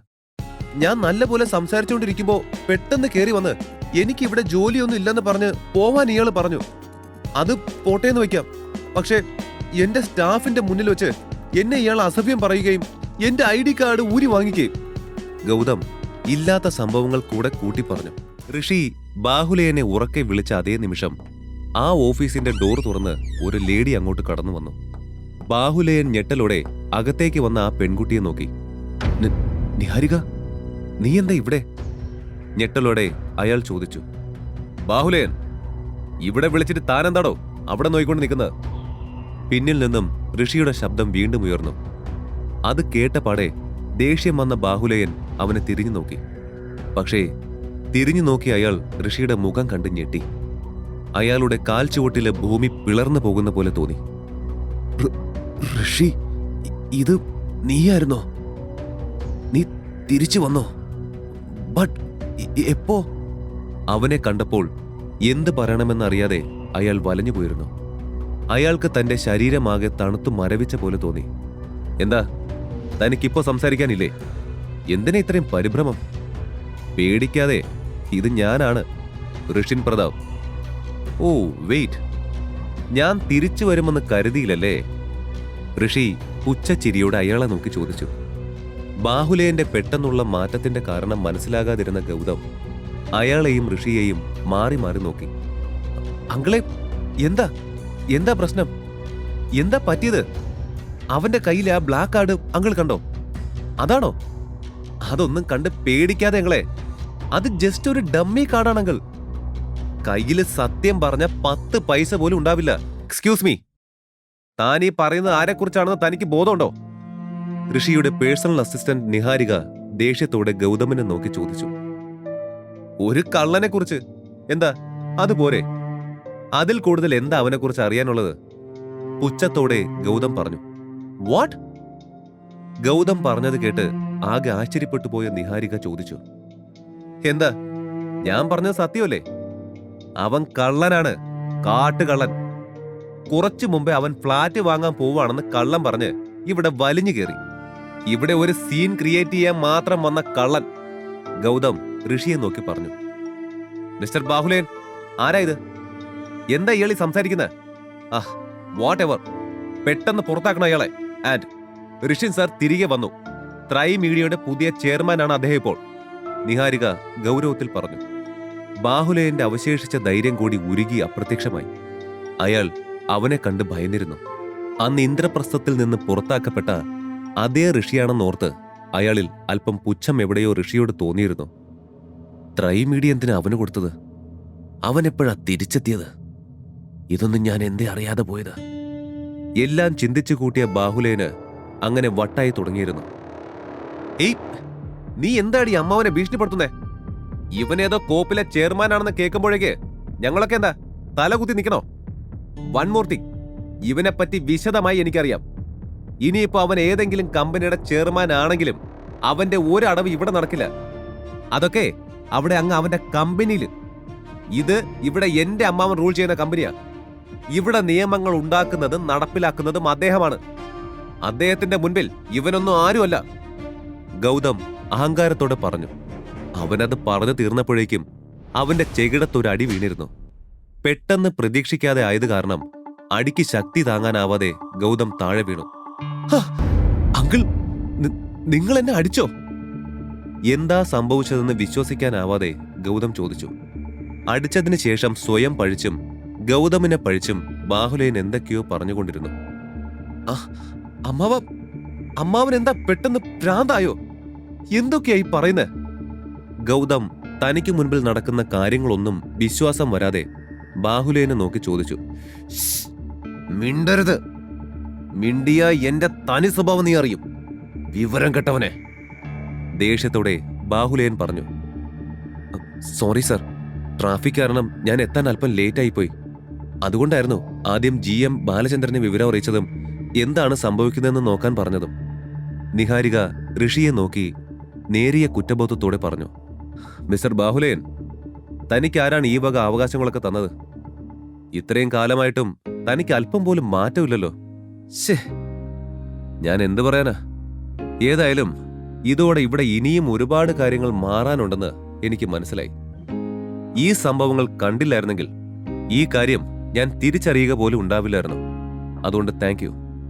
ഋഷി നാടകീയ ഭാവത്തിൽ പറഞ്ഞത് കേട്ട് ബാഹുലേന്റെ ഉള്ളാകെ വിഷമം കൊണ്ട് നിറഞ്ഞു. തിരിച്ചെന്തെങ്കിലും ഒരു വാക്ക് പോലും പറയാൻ കഴിയാതെ അയാൾ തല കുനിച്ച് നിന്നുപോയിരുന്നു. ബാഹുലേനെയും നോക്കി മുൻപിലേക്ക് വന്ന ഋഷിയുടെ ശ്രദ്ധ പോയത് അവിടെ ഒരു മൂലയ്ക്ക് നിൽക്കുന്ന ബാലചന്ദ്രന്റെ നേരെയായിരുന്നു. സോറി, എന്റെ സൈഡിൽ നിന്നതിന് അവര് പറയണതൊക്കെ കേൾക്കേണ്ടി വന്നില്ലേ? I'm sorry, really sorry. അവർ ശരിക്കും ഇത്രയൊക്കെ ചെയ്യുമെന്ന് ഞാൻ ഒട്ടും പ്രതീക്ഷിച്ചില്ല. നോ സർ, എന്നോട് മാപ്പ് പറയരുത് പ്ലീസ്. ഇതിൽ നിങ്ങളൊന്നും ചെയ്തിട്ടില്ല, ബാലചന്ദ്രൻ കരുതലോടെ പറഞ്ഞു. ഋഷി മെല്ലെ തിരിഞ്ഞ് ബാഹുലേനെ നോക്കി. എന്ത് നോക്കി നിൽക്കുവാടോ? ഇയാളോട് പറഞ്ഞതിന് മാപ്പ് ചോദിക്കാൻ ഇനി തന്റെ PA വല്ലതും വരുമോ? ഋഷിയുടെ ആ ചോദ്യം കേട്ട് ബാഹുലേൻ തിടുക്കത്തിൽ ബാലചന്ദ്രന്റെ അടുത്തേക്ക് വന്നു. ബാലചന്ദ്ര, എന്നോട് ക്ഷമിക്കണം, അറിയാതെ പറ്റിപ്പോയതാ. ഇനി ഇങ്ങനെ സംഭവിക്കില്ല. ബാഹുലേൻ അയാളെ നോക്കി തല താഴ്ത്തി പറഞ്ഞു. ഏയ്, അതൊന്നും കുഴപ്പമില്ല സർ, സൗമ്യമായി ബാലചന്ദ്രൻ പറഞ്ഞു. സർ, താങ്കളും പ്ലീസ് എന്നോടും ക്ഷമിക്കണം.